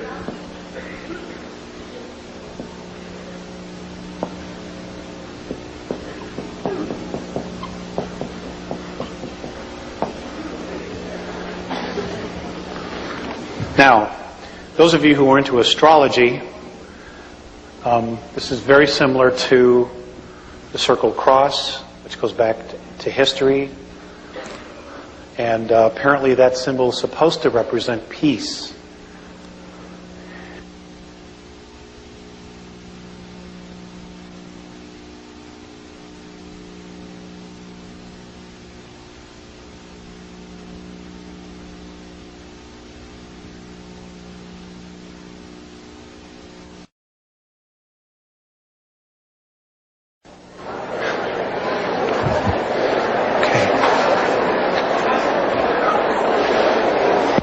How does it do that?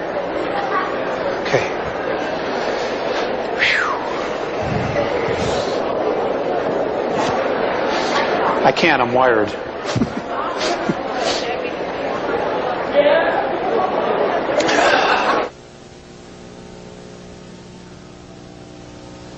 Okay. Okay, thank you very much for coming back.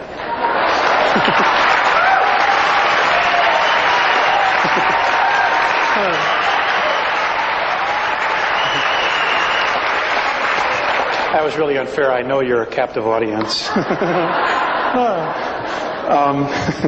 Okay, a couple things that I was asked to go over again was the implosion of third density and what that really entails. And I know I kind of skimmed over it. So what I'm going to do is to share with you what I have been told. Now, some of you may understand the physics of this better than I do. I'm just basically the messenger. One of the messengers. Okay, according to the Andromedans, 21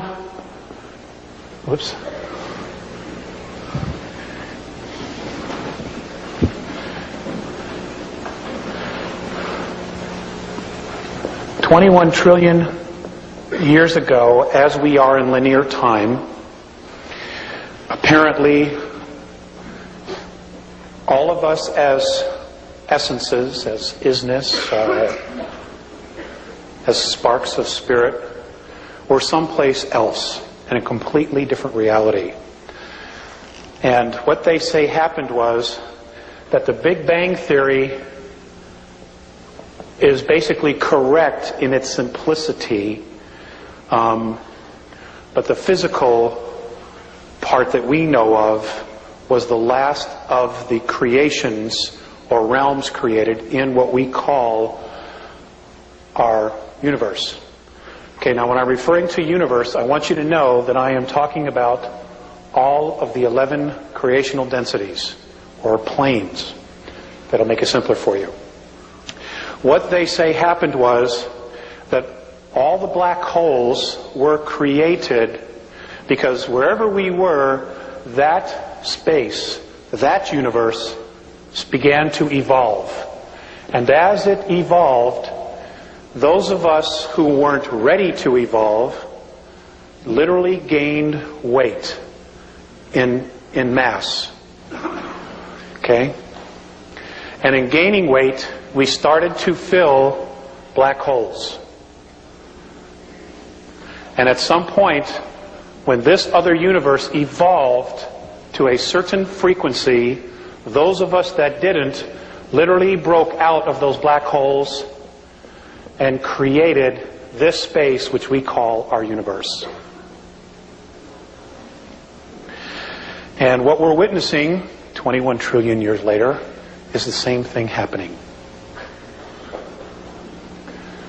And what happens here is, what's happening now in our universe is that according to Morine and Phaseus, on March 23rd of 1994, a color and sound frequency started emanating out of all of the black holes.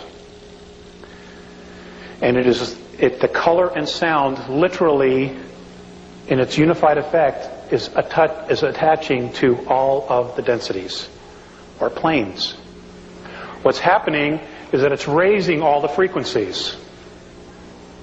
Everything is literally being pulled up from the bootstraps. It is literally creating a holograph over these 11 creational planes. They're calling this the 12th. And the reason they are is that it is unified, but yet it's separate. And that they have been told by other races that there are beings of consciousness never seen the likes of before inside this 12th. And that they literally have the ability to look straight down through all the dimensional levels. What's happening is that third density is beginning to implode because as the frequency starts to rise of third density matter, those that choose to evolve, there are a greater number who are in fear and will not be making the same transition we will be. Now, because we're spirit, the essence of us is spirit, nothing ever dies. Literally nothing. So what is happening is that there are black holes being created as we speak. There are dips, literal dips in physicality being created where people will be gathering, souls will be gathering as they make their transition into these spaces so that they can continue to evolve by literally creating another space. Unfortunately, one of these areas is between us and the dog star Sirius, which is why there's so much crap coming our way. Okay, you got a front row seat. And all I can tell you is, bless them as they make their transition. Because we've been there before, all of us. And I've been told on our planet that literally the probability is there will only be 400 million of us making this transition. It's a sad thing. It's a sad thing. It would be nice if it was everybody. And when you get to fifth density, look for the house with the mailbox with the balloons. That's my house. I'll have everything there, sandwiches, you just show up.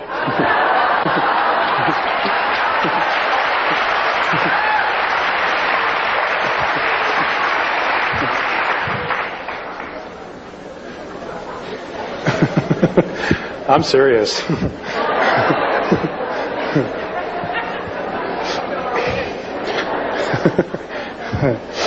I'll have to get a job. What was the other thing?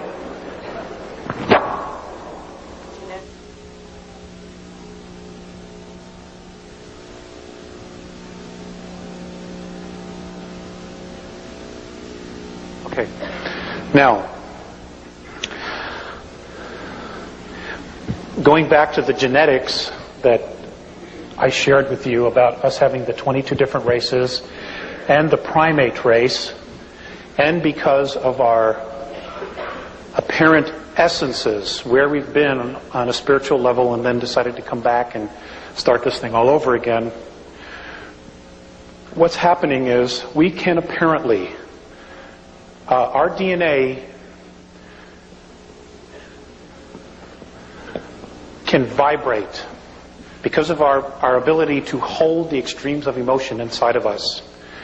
Our DNA can vibrate at such a frequency, a high frequency, we can hold so much energy that we can literally take our experiences from here and part of our physicality into the fifth plane, fifth density.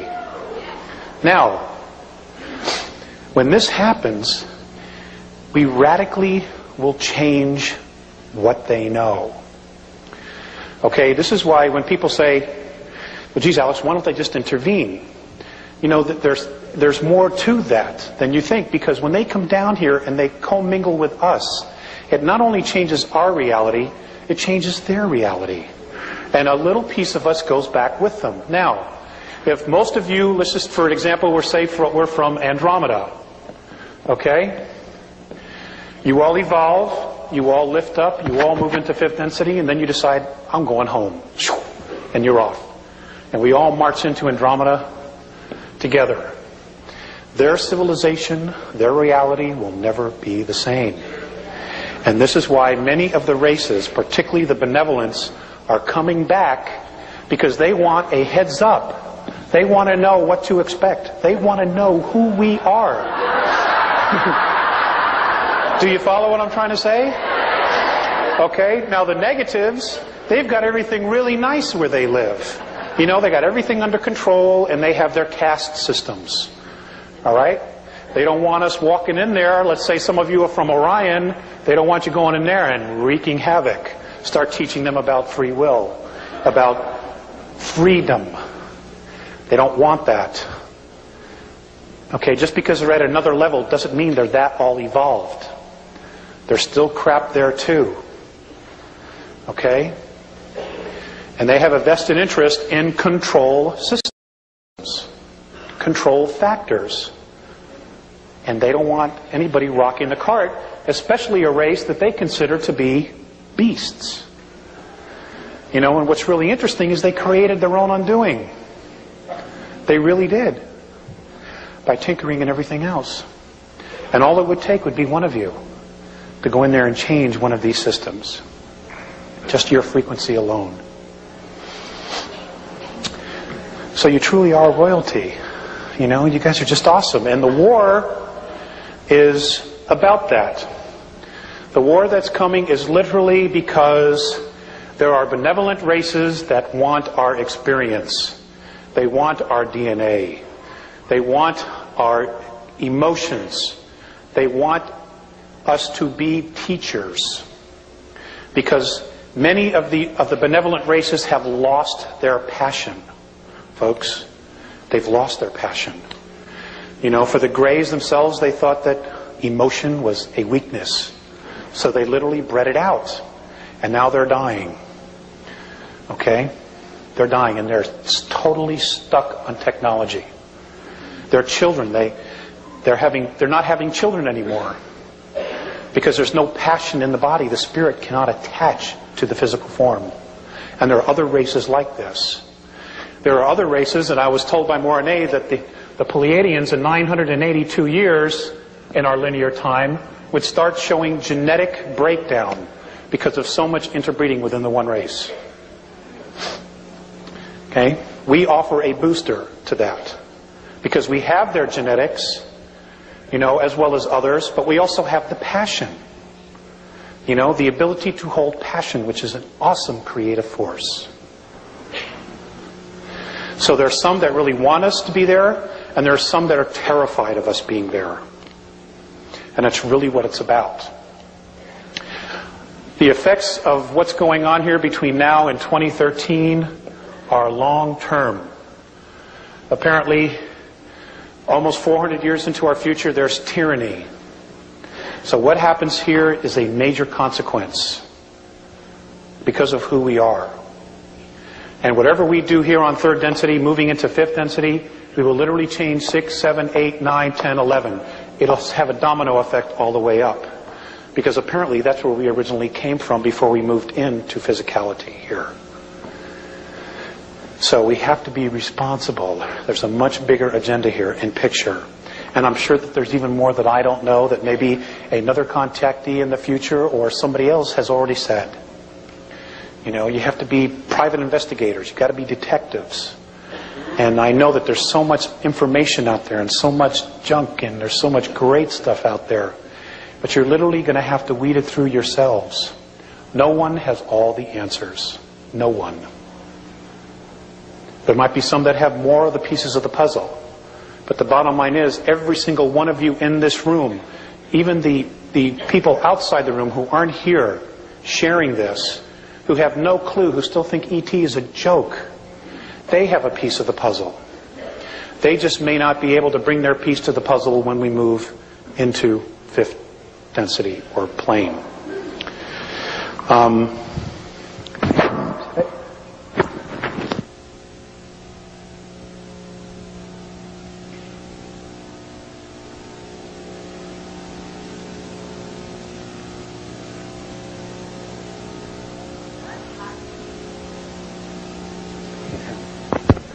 Okay.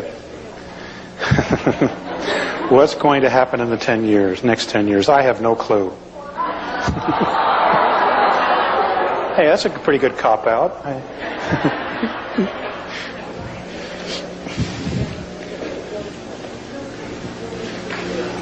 Okay.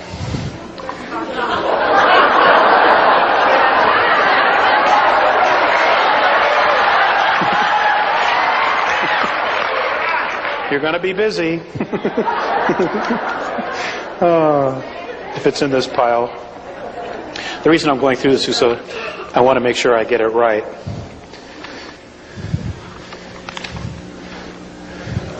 A lot is going to happen in the next 10 years.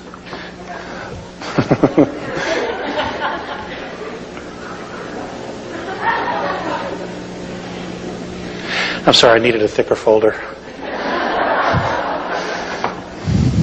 Okay.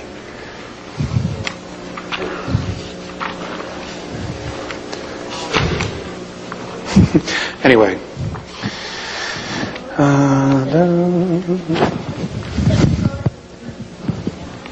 Alex, it's me.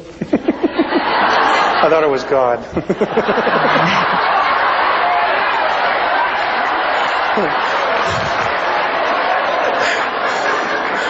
I'm not building an ark.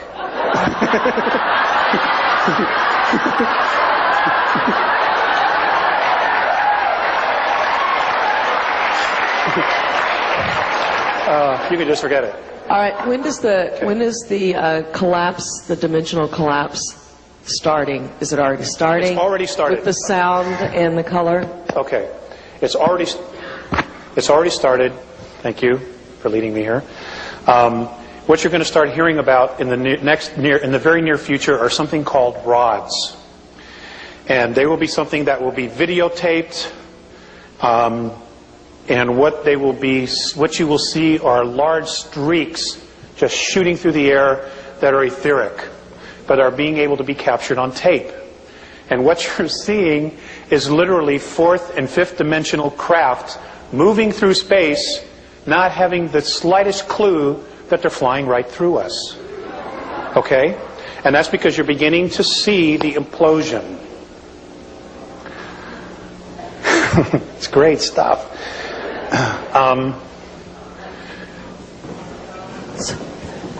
And ghosts?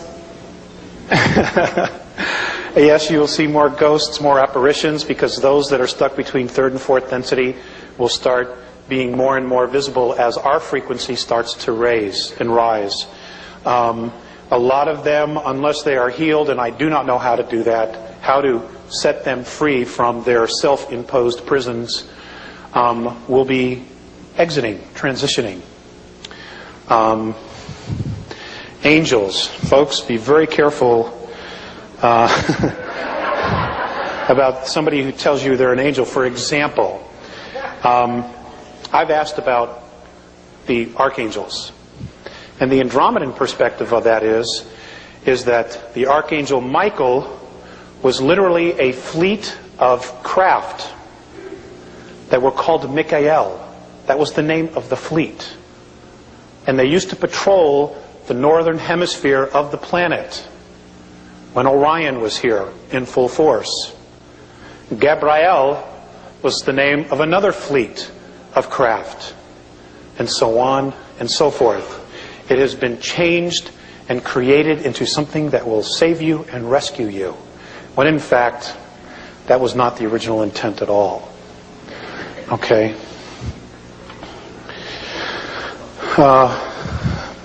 What's going to happen in the next 10 years? I will share this with you. There are definitely some things underneath the Sphinx, but the bulk of the real stuff that will tell us about our ancient history is still underneath the pyramid.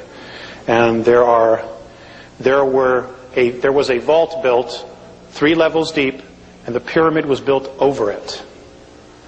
Okay, that's where the real juice is. That's where the real knowledge is.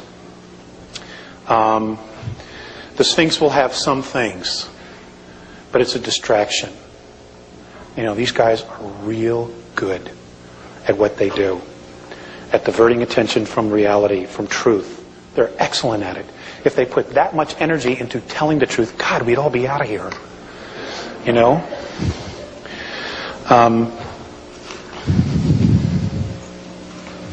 Okay, hold on one sec.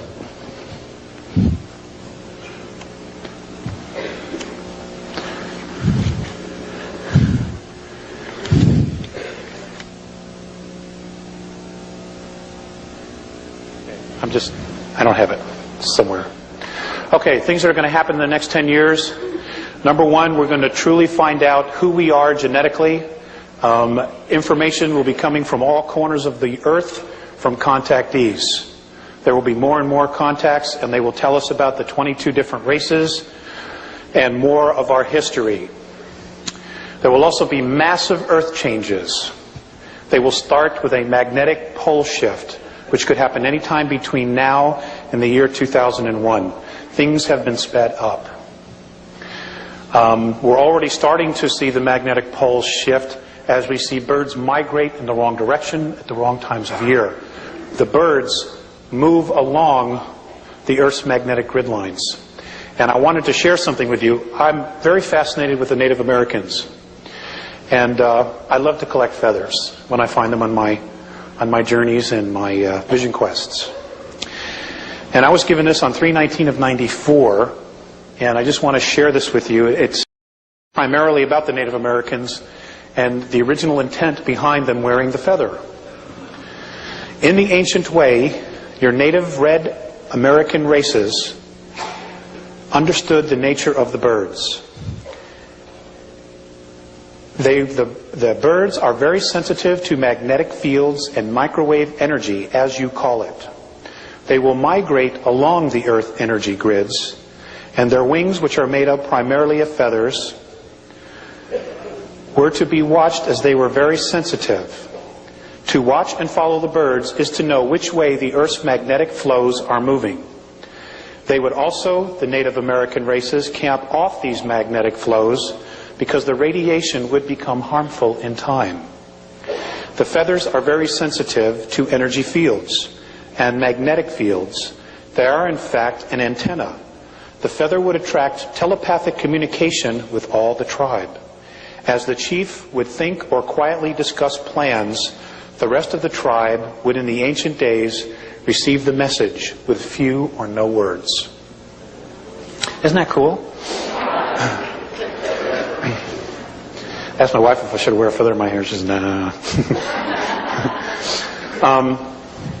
Now, what's really interesting is that most of our cities are built on the magnetic grids.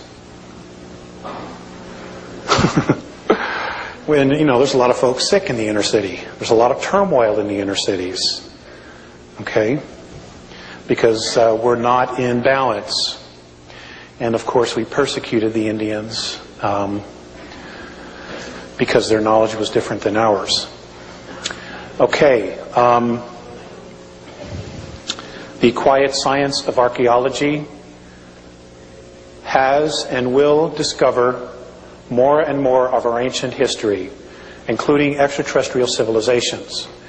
There is going to be the acknowledgement of a temple complex that belonged to Lemuria that is apparently still intact, lying approximately 150 miles southwest of Easter Island.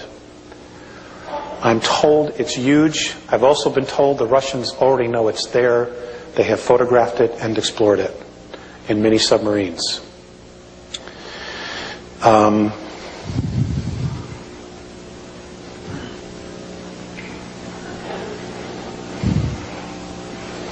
We are going to discover that consciousness, I know you guys already know this,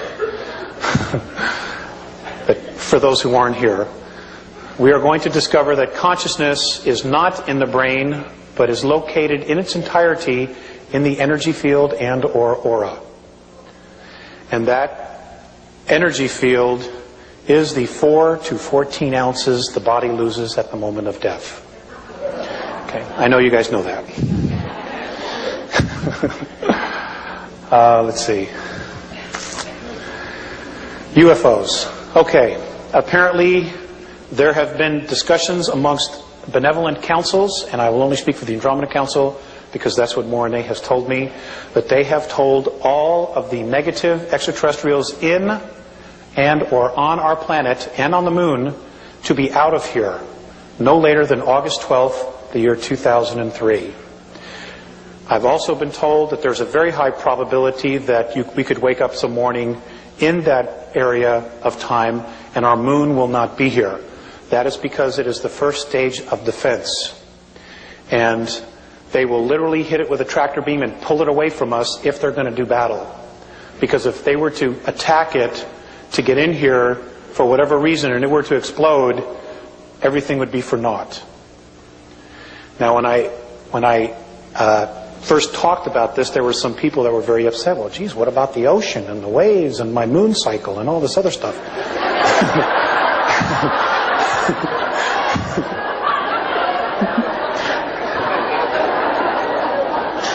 So I went back to Morane and I says, hey, I've got, some gripes about the moon disappearing. And he says, well, we'll just get you another one.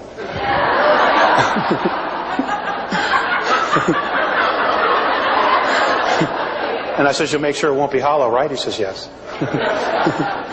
So apparently all that would really happen would be that the oceans would become lakes. We wouldn't have the tides, and we probably wouldn't have the crazy attitudes and such like that. I've asked them about astrology, and I want you to know this is their perspective. Okay? Does everybody hear what I just said? Okay. Their perspective is that it's not accurate. That the purpose for charting the stars, what originally we were taught and left with, was because they needed to know the magnetic flows of the stars and the systems for space travel. And that somehow we have taken that and made an entirely new, different belief system out of that knowledge.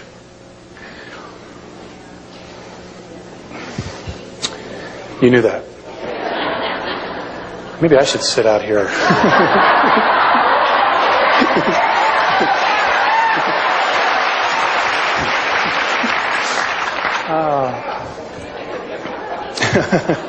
That's an option, huh?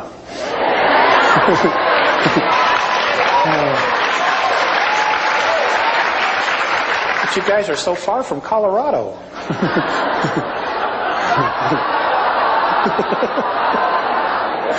Okay, all right. Let's do some questions.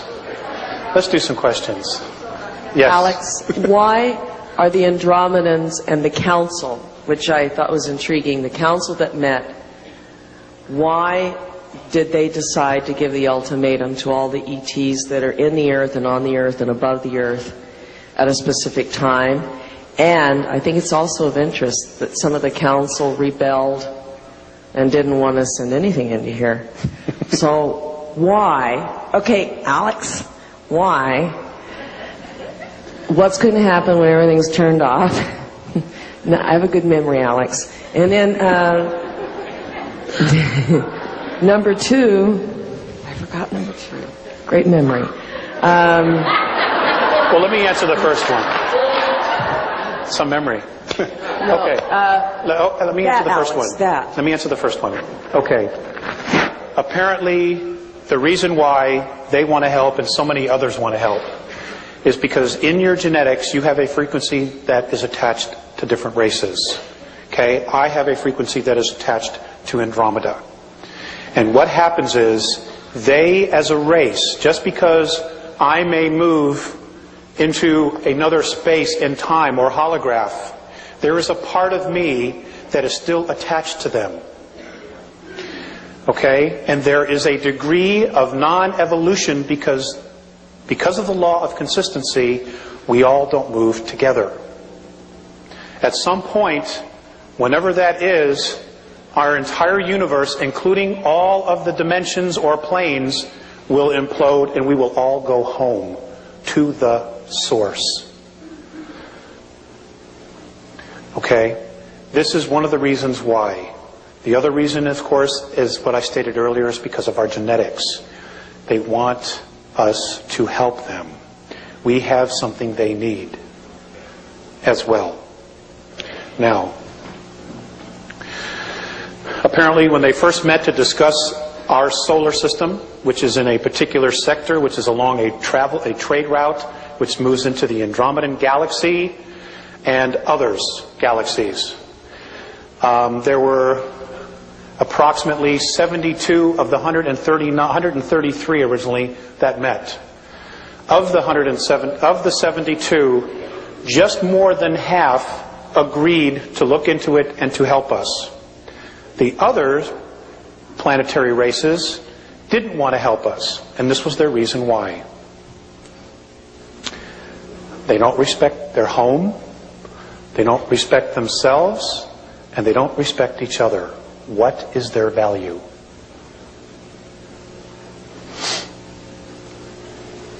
I cried that night when I heard this. Because, I couldn't make an excuse. I mean, this is how a bunch of other races look at us.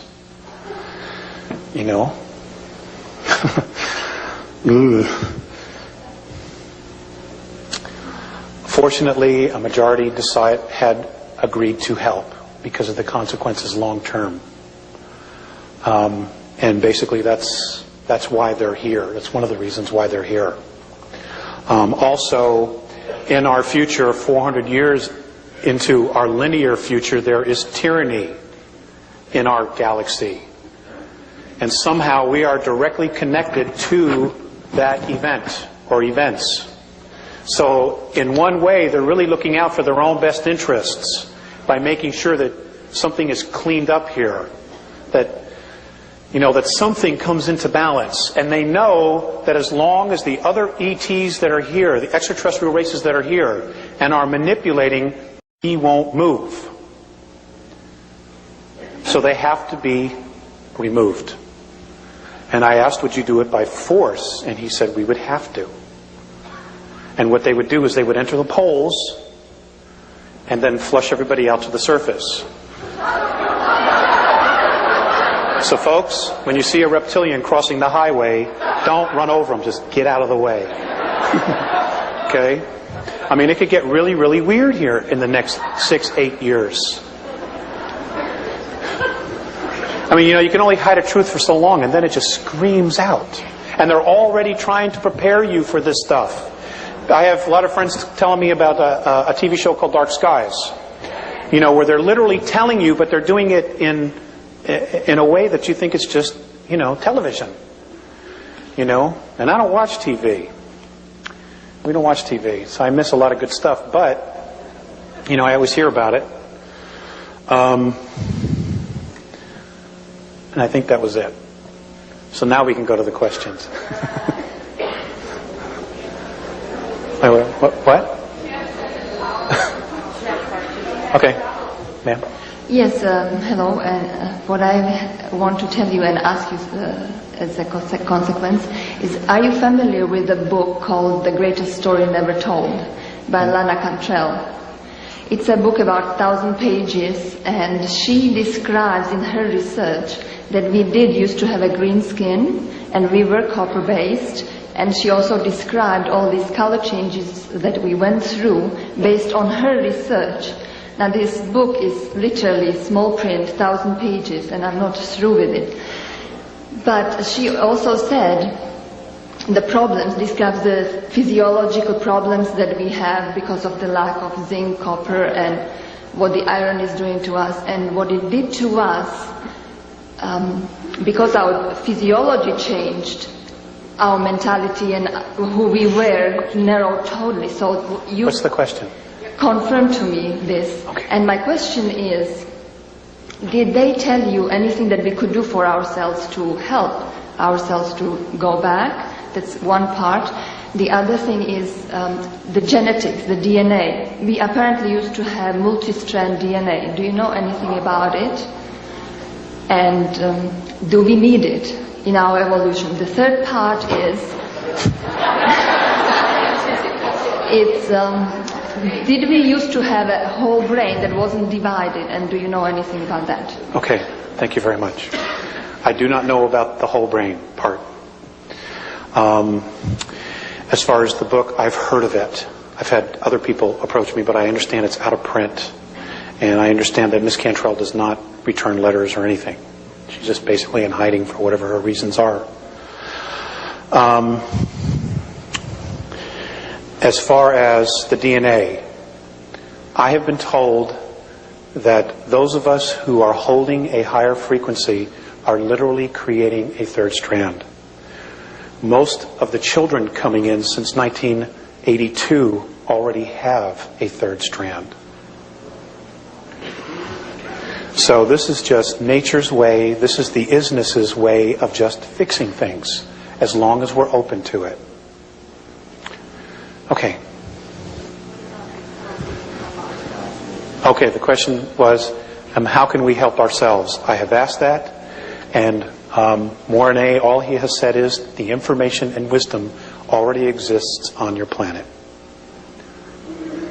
So basically, don't ask us about yourselves, ask yourself about yourself. There's no shortcuts with them. I wish there were. Yes, ma'am. Thank you. It's great to see you here. I wondered if you could talk more about the Draconians and the children that are missing. I know you have information, and I'm hoping you'll share it with us today.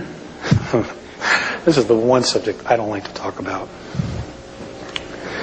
The Draconians. Okay, the Draconians are a very large reptilian race.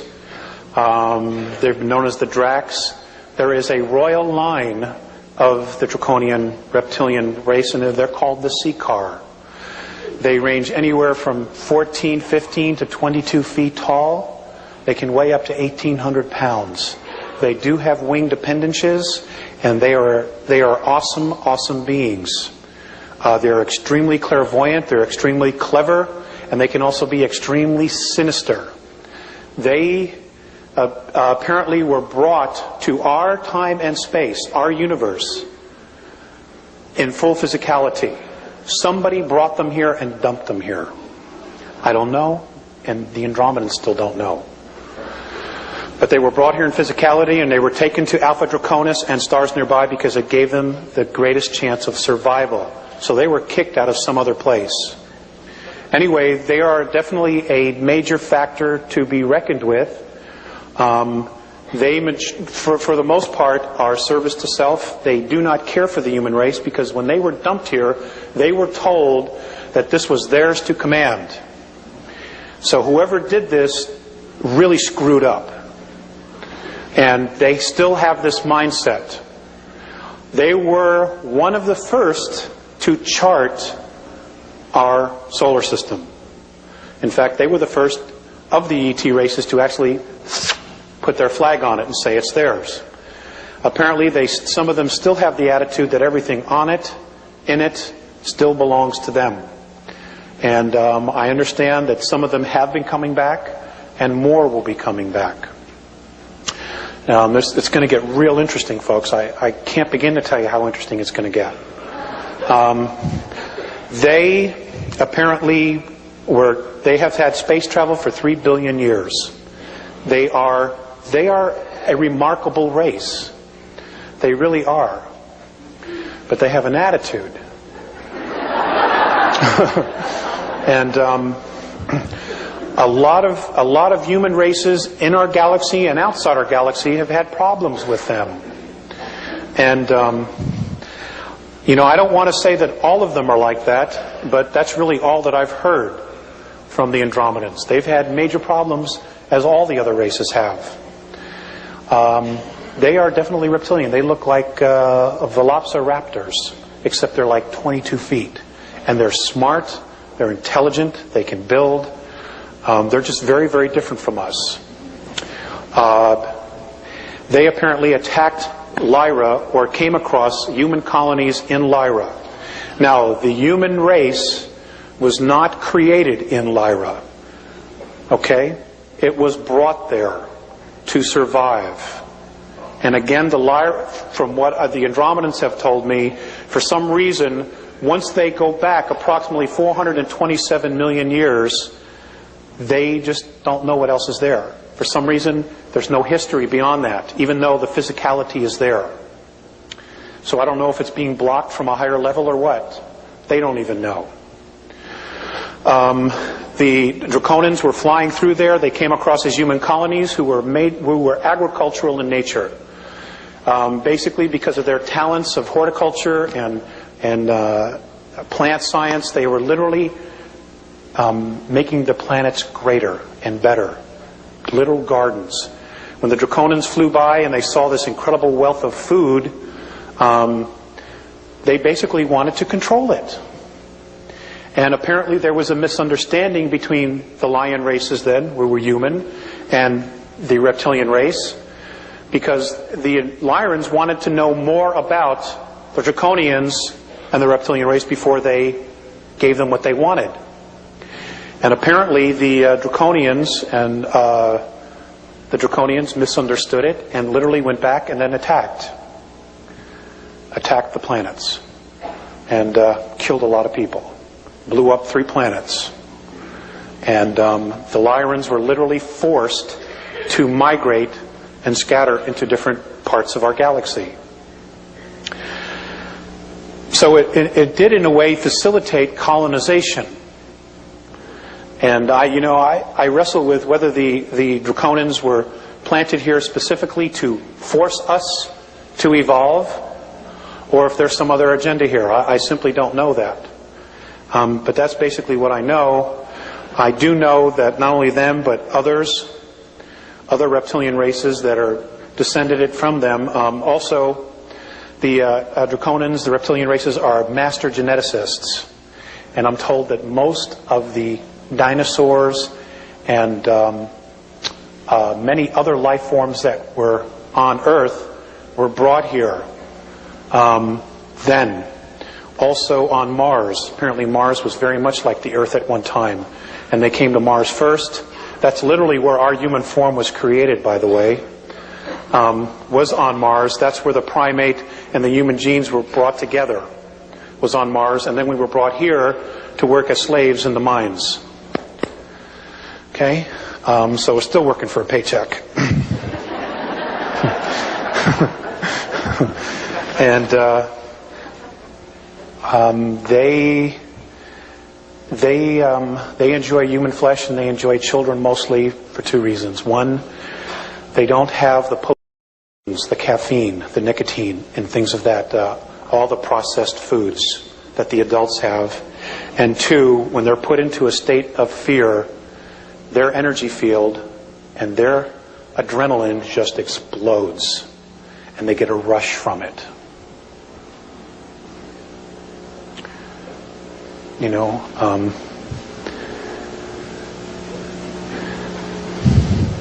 Be dedicated to family and be dedicated to each other, folks. That's the only way we're going to get through a lot of this. Next question. You're welcome. Well, my adrenaline's rushing after that last statement. Alex, what is it precisely about the human mind that makes us so worthy to be feared and suppressed? What is it that's very unique to our 22-strand genetic makeup? And also, what is our free will compared with their free will? It seems to imply that, do they have free will in the same way that we do? Okay, is that it? That's that question. The second thing is you haven't finished the Earth changes yet.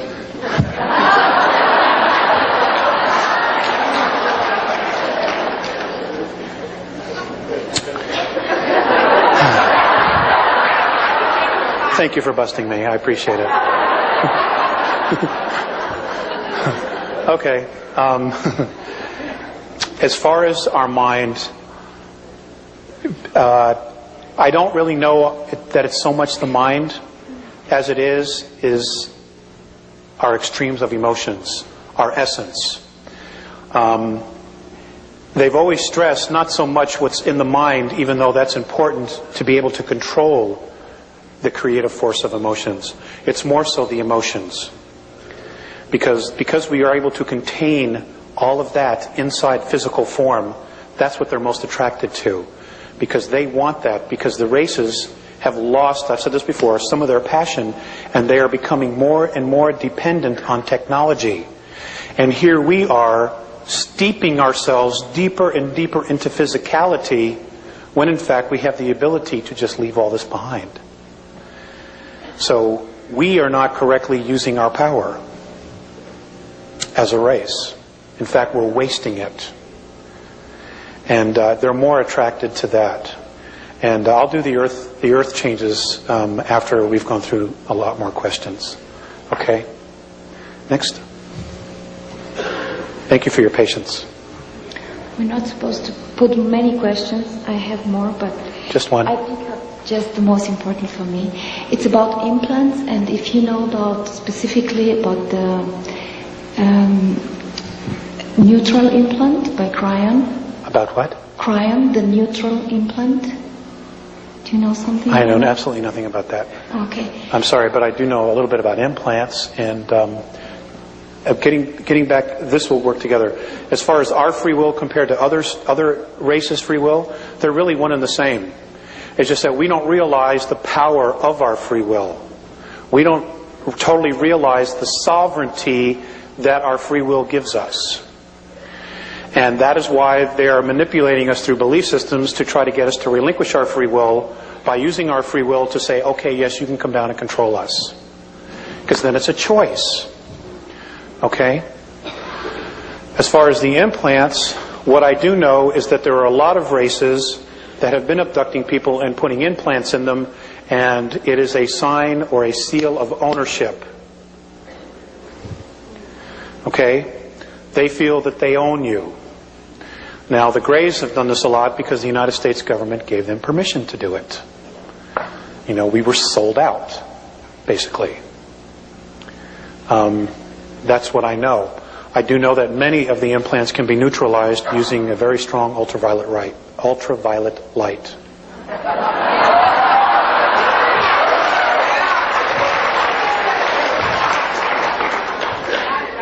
Anybody else? Gosh, you guys are getting crowded over there.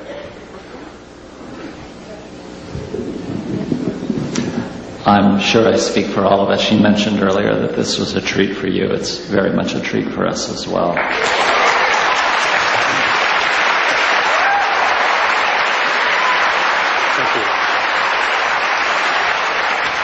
Okay, I have two questions. They're relatively unrelated. The first one, if you get an opportunity later on and have time, I would be very interested in hearing, but the second one is what I would like to ask you about. The first one is, you mentioned that the Andromedans know Ramtha as the commander. Are there any other beings that they have mentioned, and does this in any way tie in with why other races along with the Andromedans, regard us as special. That's if you get an opportunity later on. The second question that I want to ask you is the Andromedans have mentioned several changes about to occur, what Jay-Z referred to.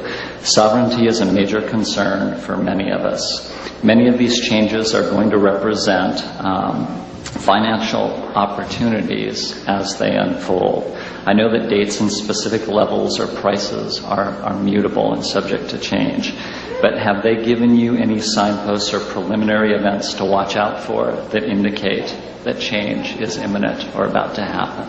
Thank you.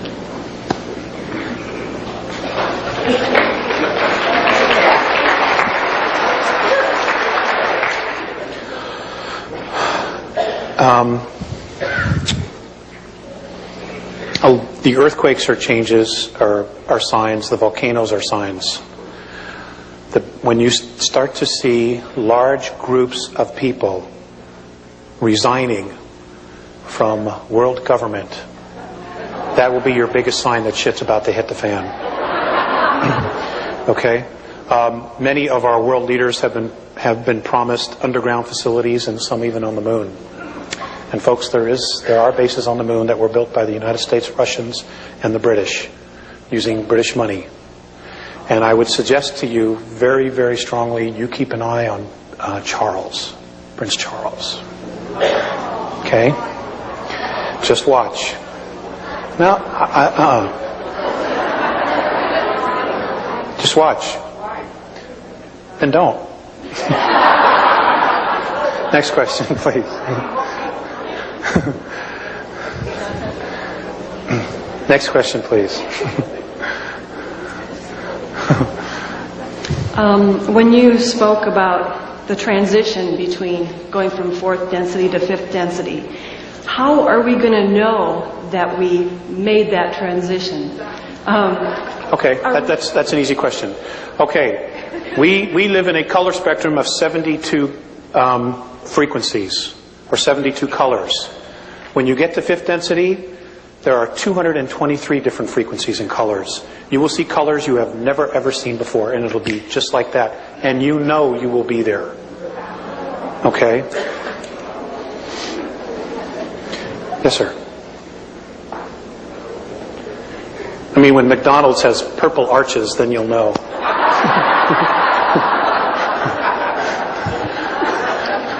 Do the Andromedans have a military? And do they have a financial system, anything like ours?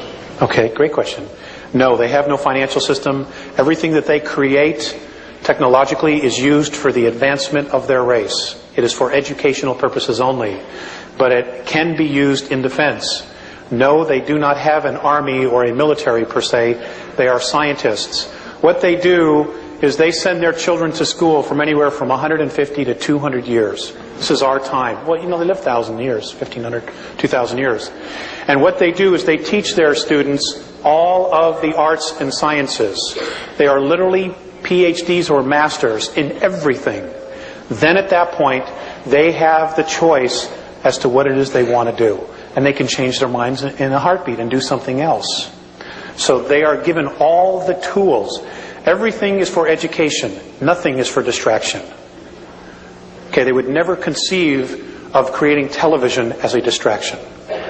Never. Okay, everything is to help them evolve.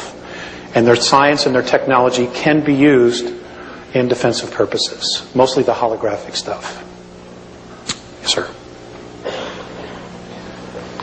I'm wondering if you could elaborate on the Dracos and Hale-Bopp a little bit. What I have shared is really all that I know. I just know that life is going to be very different. It is, they say it's a comet. It's not a comet. I can tell you this, that it has split into two pieces, and both pieces are rotating, okay, around an invisible axis. They're rotating like this as it's moving.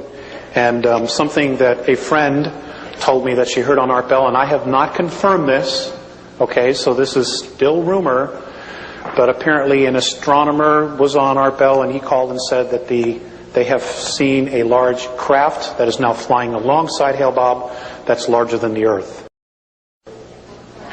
Okay? So if it doesn't change course, it's going to be great. It's going to be great. All the denial's going to be gone. You know? Yes? I understand the Andromedans have a version of the story of Enki and Enlil, and I'm wondering if you could tell us anything about that. Oh, that's a long question. Long answer.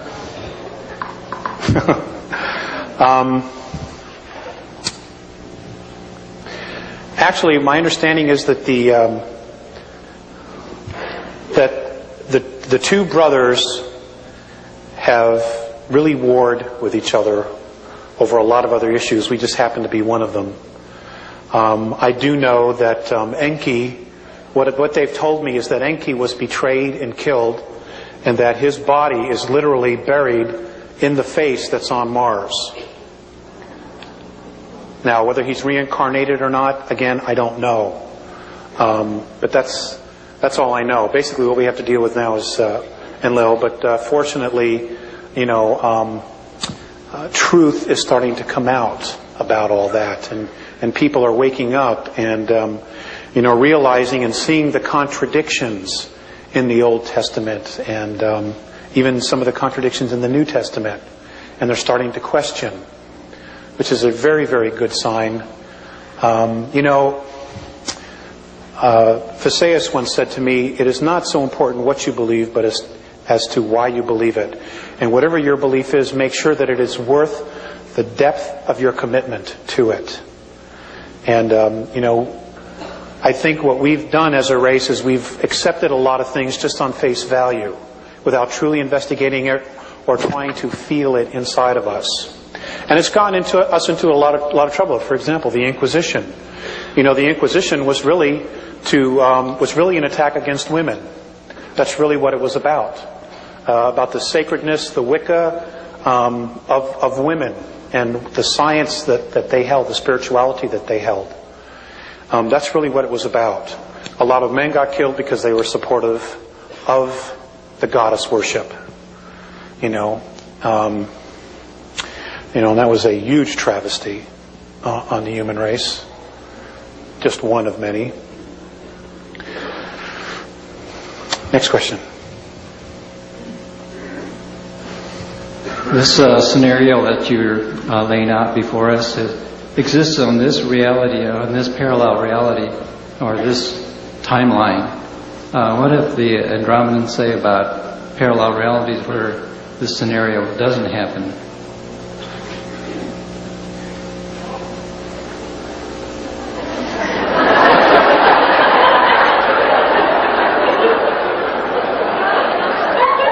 He's not going to like my answer. They haven't said anything. I know that there are parallel realities. I know that Earth, that several parallel realities of Earth are already in existence in the higher octaves above us. I know that in one of the realities, the New World Order is already established and exists. And, you know, the Nazi flag flies over the whole world.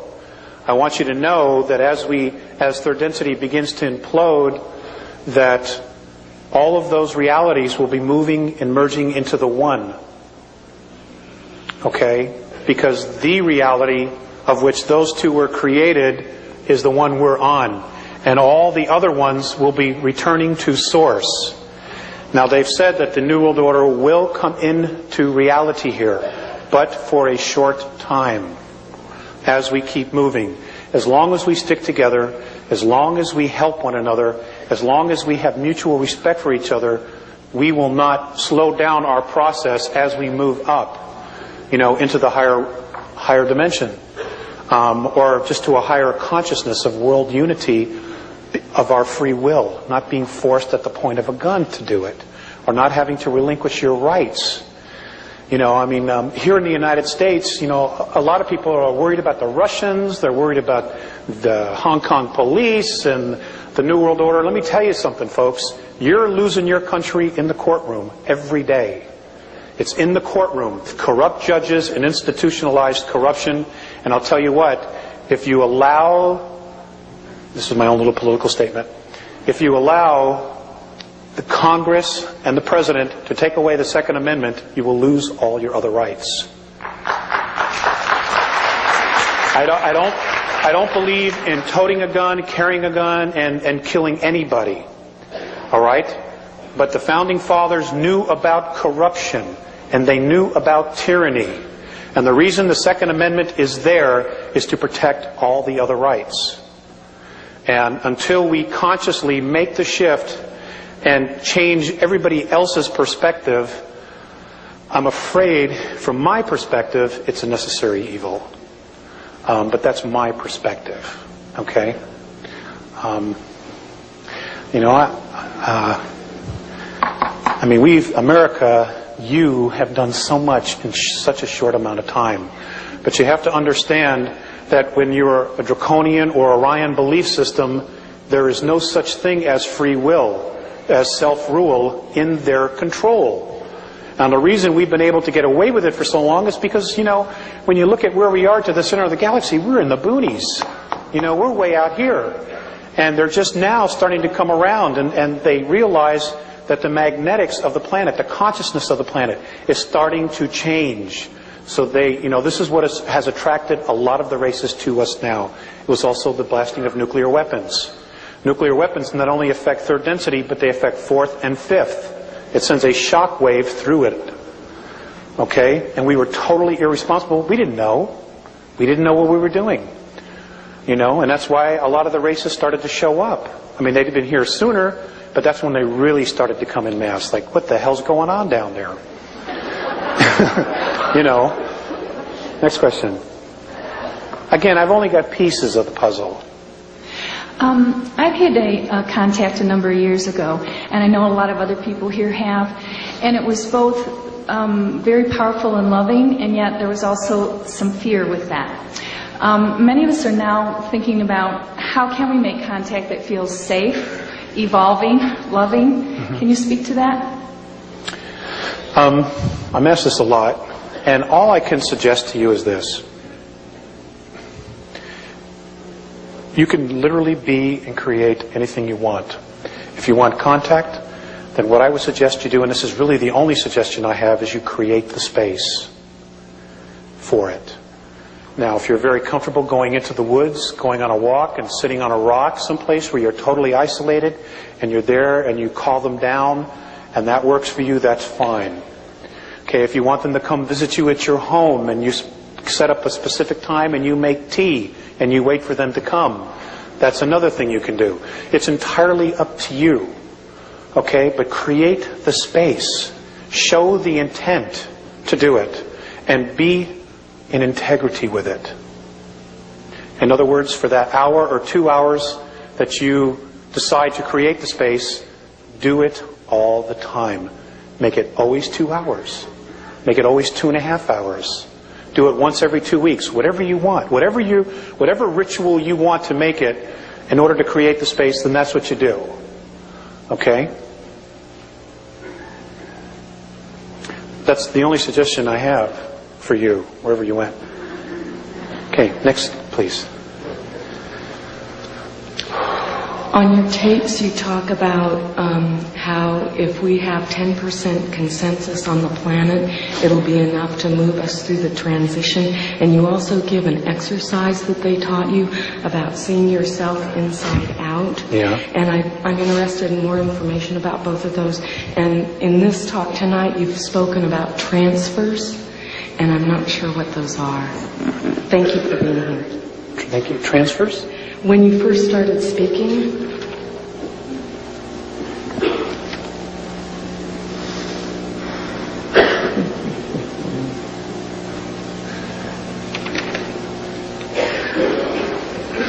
okay, let's go to your first question. oh, okay, yeah. I was given an exercise. You guys probably all know this stuff already. But something that I was given specifically, which I do every day. And, they never give me answers about myself. And it really pisses me off sometimes. Because, we're looking for shortcuts. Let me face it, we're Earth humans. Okay? Anyway, the exercise was to get very, very quiet, get myself into a very humbled space. Sincere space is the word they use a lot. And it was literally to grab the balls of my feet and turn myself inside out, so that everything that's on the outside is now in, and everything on the inside is now out. And when you see yourself upside down, you see yourself strung out like this, very carefully detach yourself and look at who you are.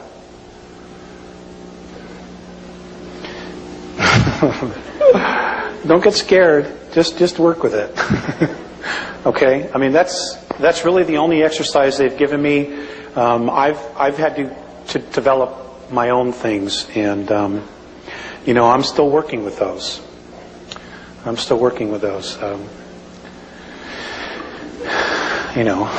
Next question. I'm fascinated. First of all, thank you very much. You're welcome. Thank you. Living your life where you're living it. I'm fascinated with the language of geometry that I'm learning comes from deeper levels, and I'm wondering if you have, or there are exact renditions of those symbols that could contain, for example, a pi ratio or pi, or like I know the circles could be exact and then they have a meaning. If they're a little off, they don't. Do you know if there are exact symbols that could have like the pi ratio in them, or is it, you just drew them like? Okay, that's a great question. I tell you what, I've never asked that question because it's always in my head. But what I will do is I will ask the specific dimensions and what tones and frequencies, and I will give them to Val Valerian so that he could put them on the web or get it to you guys. Okay? I will ask that.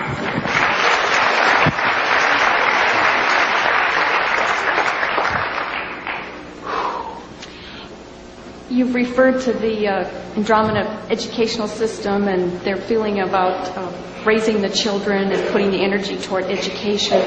And you've made a few comments about weapons in general, and I understand the First Amendment issue is a little different. We're heading into dangerous times, and there's a lot of controversy among different people in the school here about weapons and what should be done. The Andromeda feeling about mutual respect for everyone. Seems like a lot of the women that I know don't want to have anything to do with them no matter what, and a lot of the men I know are totally obsessed with them. What's the Andromeda's feeling of our weapons and the part that they would play in the changes that are going to be happening? Okay, it's a very good question. Oh, not an easy one. They have said that and I said this earlier, that we destroy ourselves in ignorance. And I understand that weapons are not a good idea. I believe that. I really do. However, let's look at the reality that we're in. Okay? There have been many really holy spiritual men that have been murdered. Okay? They literally went to death holding unconditional love. And that's great. Okay? However, and this is my perspective,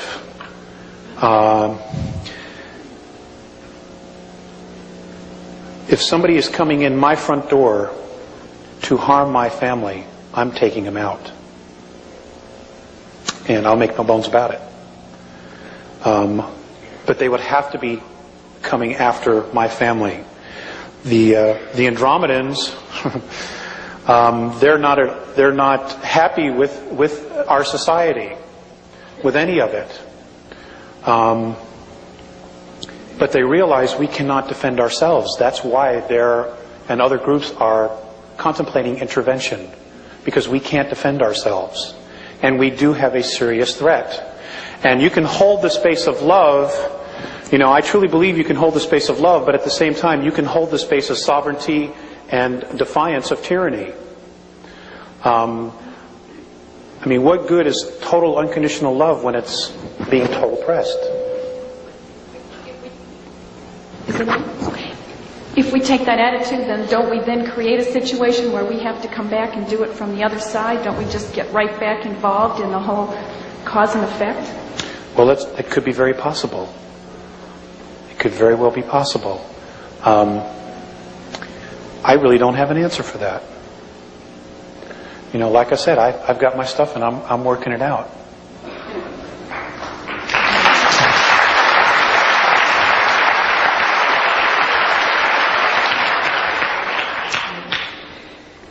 The symbols that you drew on the board, are they considered a universal language, or are they part of the Andromedan culture? And also, are the Andromedans taught to focus on those symbols in order to create reality like we are here in the school? Good question. I do not know if they're universal. Again, I've only met 2 other races with the Andromedans. I did not speak with them, but I saw them and then was told later who they were. And one was a group from Cygnus Alpha, a human race from Cygnus Alpha, and a very different looking being from Cassiopeia. I did not know the communications that were going on, but as far as the symbols, it's their language, and it's just one of a gazillion that they use. But I don't know that it's universal. I just don't know if all the other races know it. I mean, it could very well be that when the council gets together, they have interpreters who interpret the holographs, just like our UN does. I don't really know. So I'm sorry, my information on that is so limited. Yes. Please tell us a story about a time that you have observed on how the Andromedans treat their children. Okay. Can I ask you a question? Who are those faces? Me. Okay.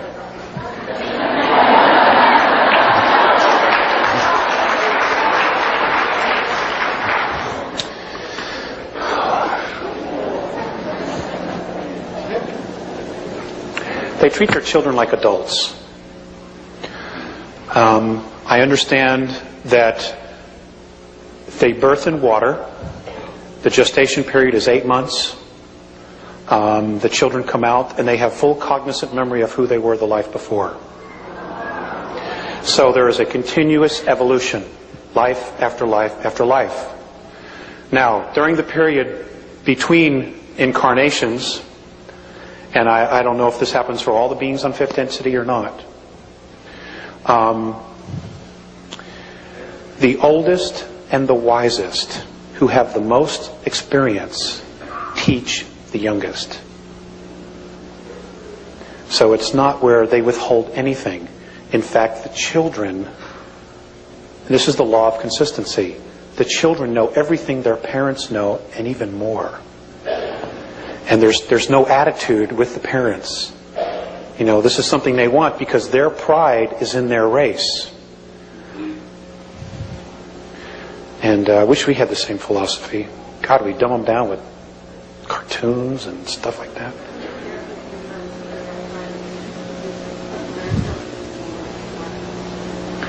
Okay, the question was, when I was with them for 3 months, did I observe something with them in the park? They sit in circles. Again, they're telepathic. So they would just be in circles, and you would see them nodding and smiling and laughing, but there's no sound. So I can't tell you what they were saying. It would be like if you went to a convention of deaf mutes, and it's just sign language. You have no clue what's going on. But they're talking about incredible things, I'm sure. Things that are probably way over my head, and most things are, actually. So, but they treat them like adults. And again, they teach them everything from a very young age. I mean, they go to school for 150 years. God, you got to pick up some stuff after that. And there's no home ec and stuff like that. I mean, it's like real educational stuff. No car mechanics 102 or anything like that. Yes, sir. My question has to do with the seeding of this planet by the Andromedans originally. You've mentioned 62,000 years ago in a time period of only 65 years, but I'm specifically interested, do you know of any symbols or any information about reawakening latent genetics for people who are on this planet, and is there any relationship of Lemuria to that 62,000 year ago time period? Lemuria was in existence at that point. Atlantis was just beginning to be colonized. Now, folks, let me set you straight on something, or what the Andromedan perspective is. Atlantis was an extraterrestrial colony. Okay? I know that there's a lot of channeled stuff and other stuff that's done in remote viewing, and I don't know if it's all true or if it's not true.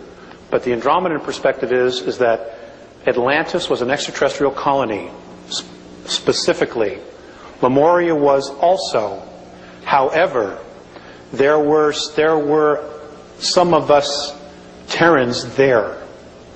Okay? And we were servants, more or less. Okay? Some of the stronger genetic of our race were used as a priesthood to basically keep in line the other humans. I mean, if you go back and you look at history through Sumeria, Egypt, even today, today the new priesthood is the world bankers. They have total control of your life on a monetary, physical level.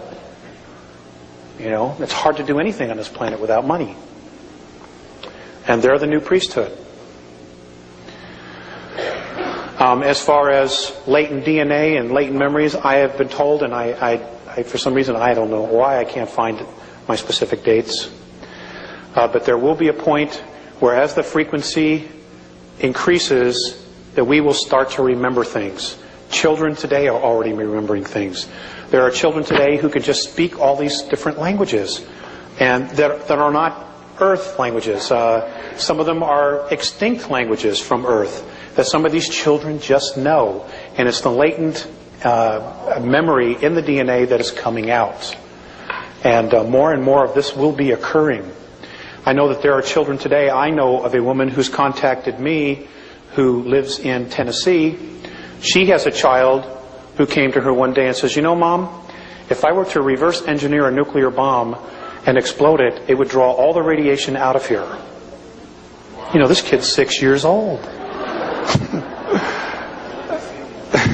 And, there are children today over in Egypt that are walking out into the desert and showing archaeologists, well, I remember there was something there, a library. And sure enough, they're digging and they're finding the foundations of things.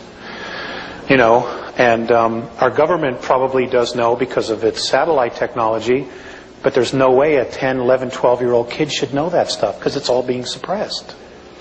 So the world powers have a real serious problem. People are waking up. And it's great. We have to. Our heritage has been denied us. We've been robbed of it. And don't let it go. Don't let it go. We need to know who we are. Thanks. That was a good question. Yes, ma'am. Let's just take a few more, okay, folks? I'm pretty tired. Okay, 2 more. If there's 2 people. Yes, ma'am. I didn't know you said they were taking of children and the eating of children or the eating of people. And then while I was down there, you said you talked about the eating of children or people. And while I was there, you said it was because of the purity of the passion and emotion brought up the fear, the high fear, and the high adrenal activity was attractive to them. I understand that.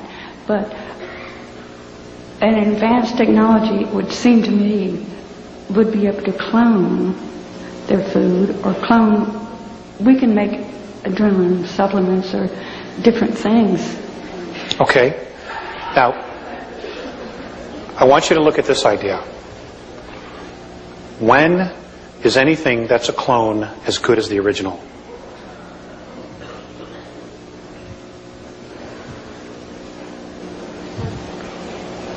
Okay?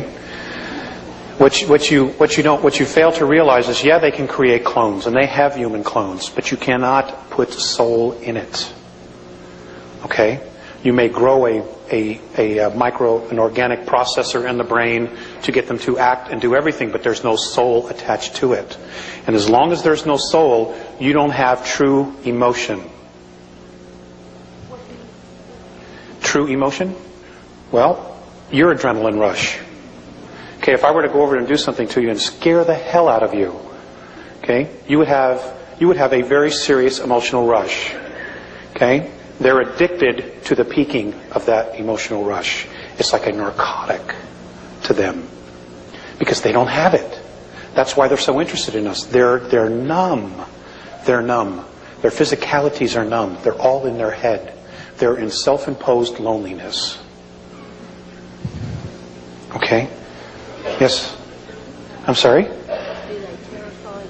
Yes, ma'am, they do. The question was, do they terrify the children? And I said yes. Yes, ma'am.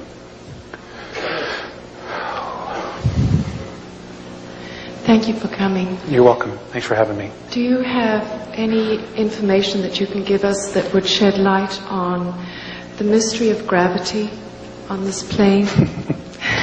And is it indigenous to this planet? Or is it a mutation? Say that again. Is there what? Is it indigenous to here, to the solar system? Gravity? Yes, to Earth. Or is it a mutation? And would it disappear when the frequencies begin to raise? Okay.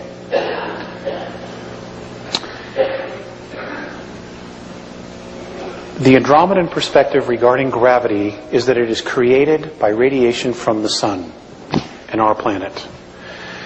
We're told that it's the rotation of the planet on its axis. Their perspective is that it has to do with radiation from the sun. And they say that any physical body that is 29 miles or larger has a gravitational field. They have gravity on the Andromedan craft, and I would assume that's for a reason, so that they could get more done, so they're not just floating all over the place. I don't believe it's a mutation. There's gravity on all the fields because there's a physicality. So there has to be some form. Whether or not it's going to totally disappear, I think as we move through 3, 4, and into 5th, I think we will deal with a totally different type of gravity as we know it. It'll probably be lighter, but then again, we will have different physical form as well. But again, they say that it comes from the sun. It's the radiation from the sun that creates gravity on our world. You're welcome. Yes, ma'am. Okay. I have 2 questions. One quickly. They display mutual respect and love, but I'd like to know how they do that. And the second question, in our society, all of our myths and legends seem to be blueprints for our lives. And I'd like to know what kinds of myths and legends, if they have them, that they have. I know you probably don't have time to tell us one tonight. If you would, I'd love it. But, if you could get that information for Val, I'd love to have that. Okay. They don't call them myths. They call it history. Okay? And I will give those to Val. All right? And you're right, there's a lot, but it's history. We have taken truth and shrouded it as myth because we're hiding an agenda. How do they show mutual respect? They just honor every aspect of their life and everybody else's life. Because they're so evolved, there's no such thing as crime there. There's no laser shootings on a mothership. There's no... they need for nothing. They absolutely need for nothing. Anything that they need is given to them for evolvement. And they all work towards that. They wouldn't think about leaving somebody behind. I'll give you a good example of that too.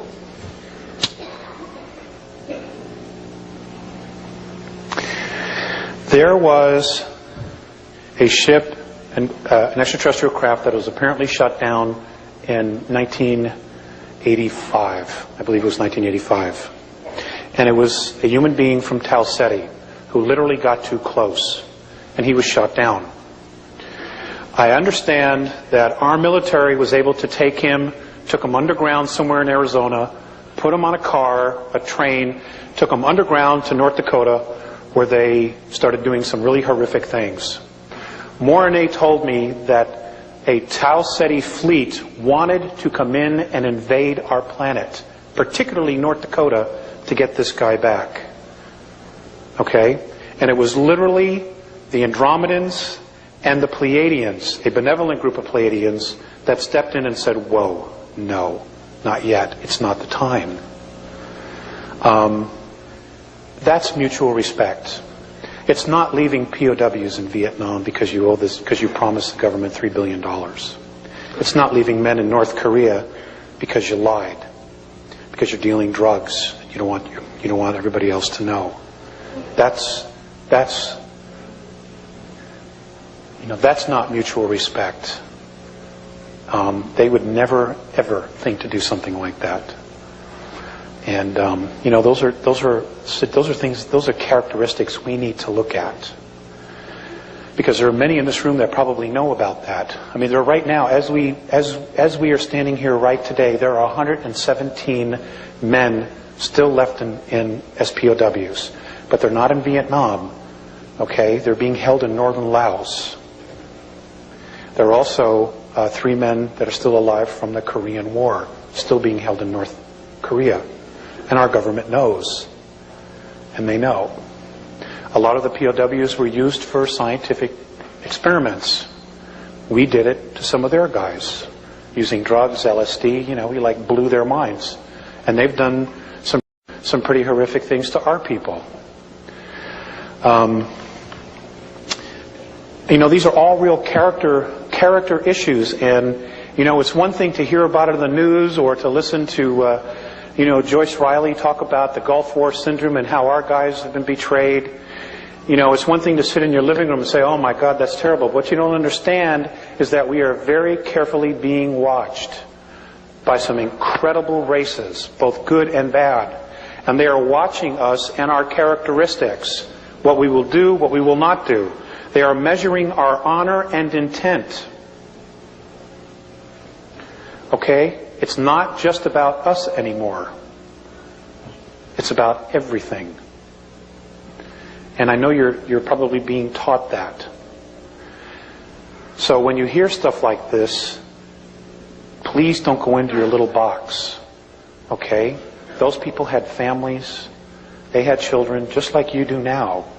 And it was all taken away because they were betrayed.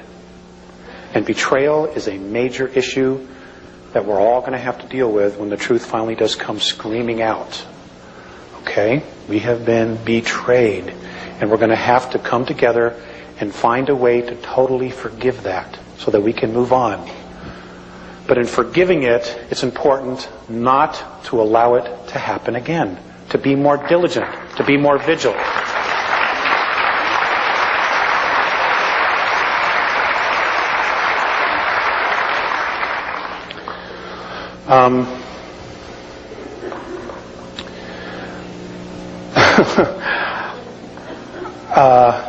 I'm so tired. I don't even have my notes.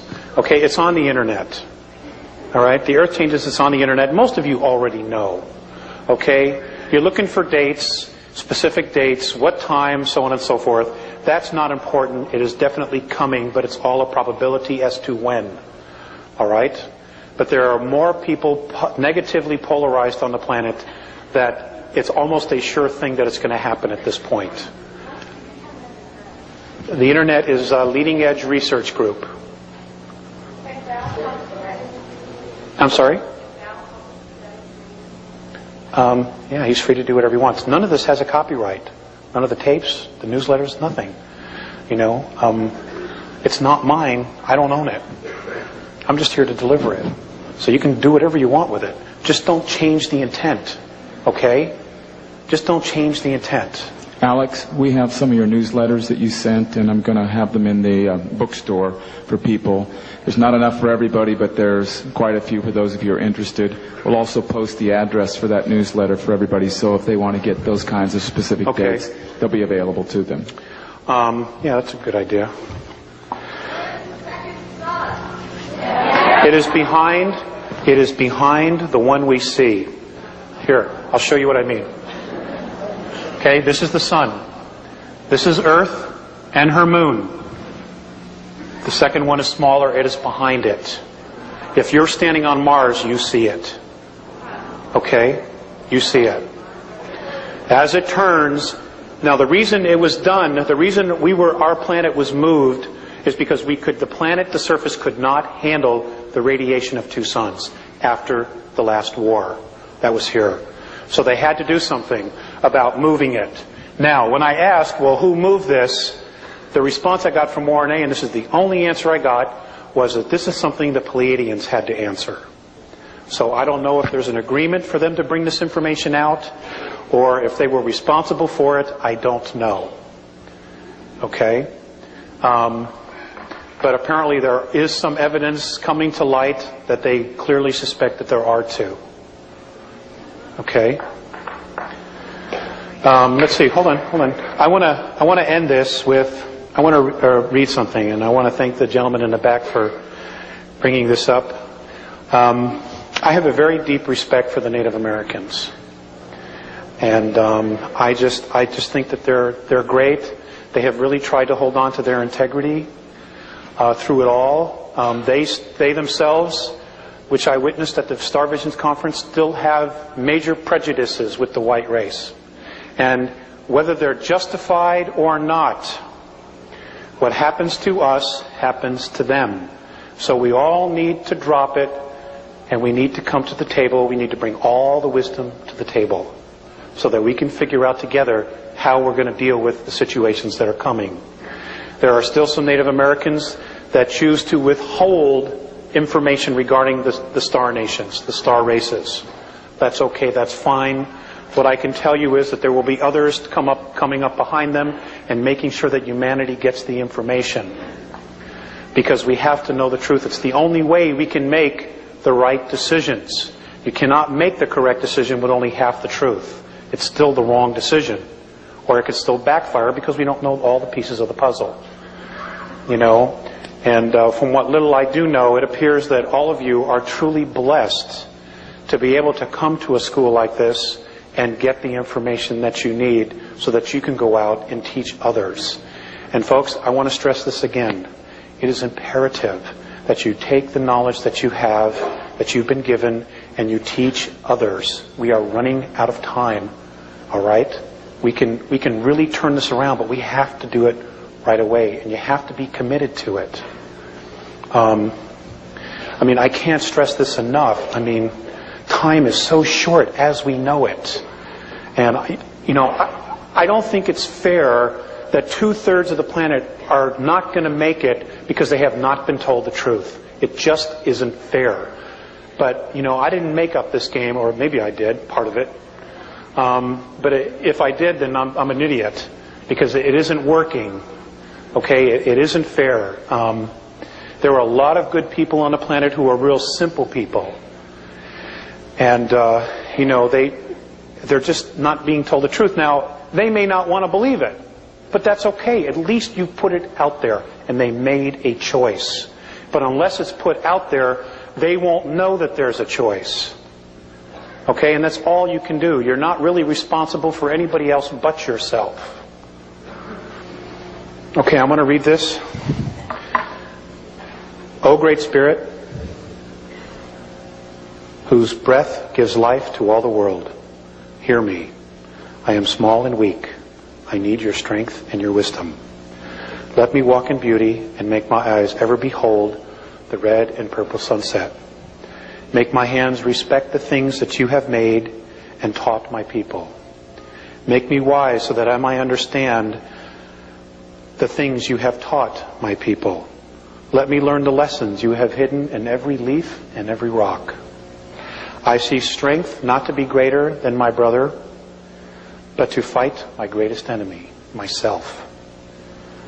So when life fades as the fading sunset, and my spirit may come, and as life fades as the fading sunset, please let my spirit come to you without shame. Washtay. Ladies and gentlemen, thank you very much.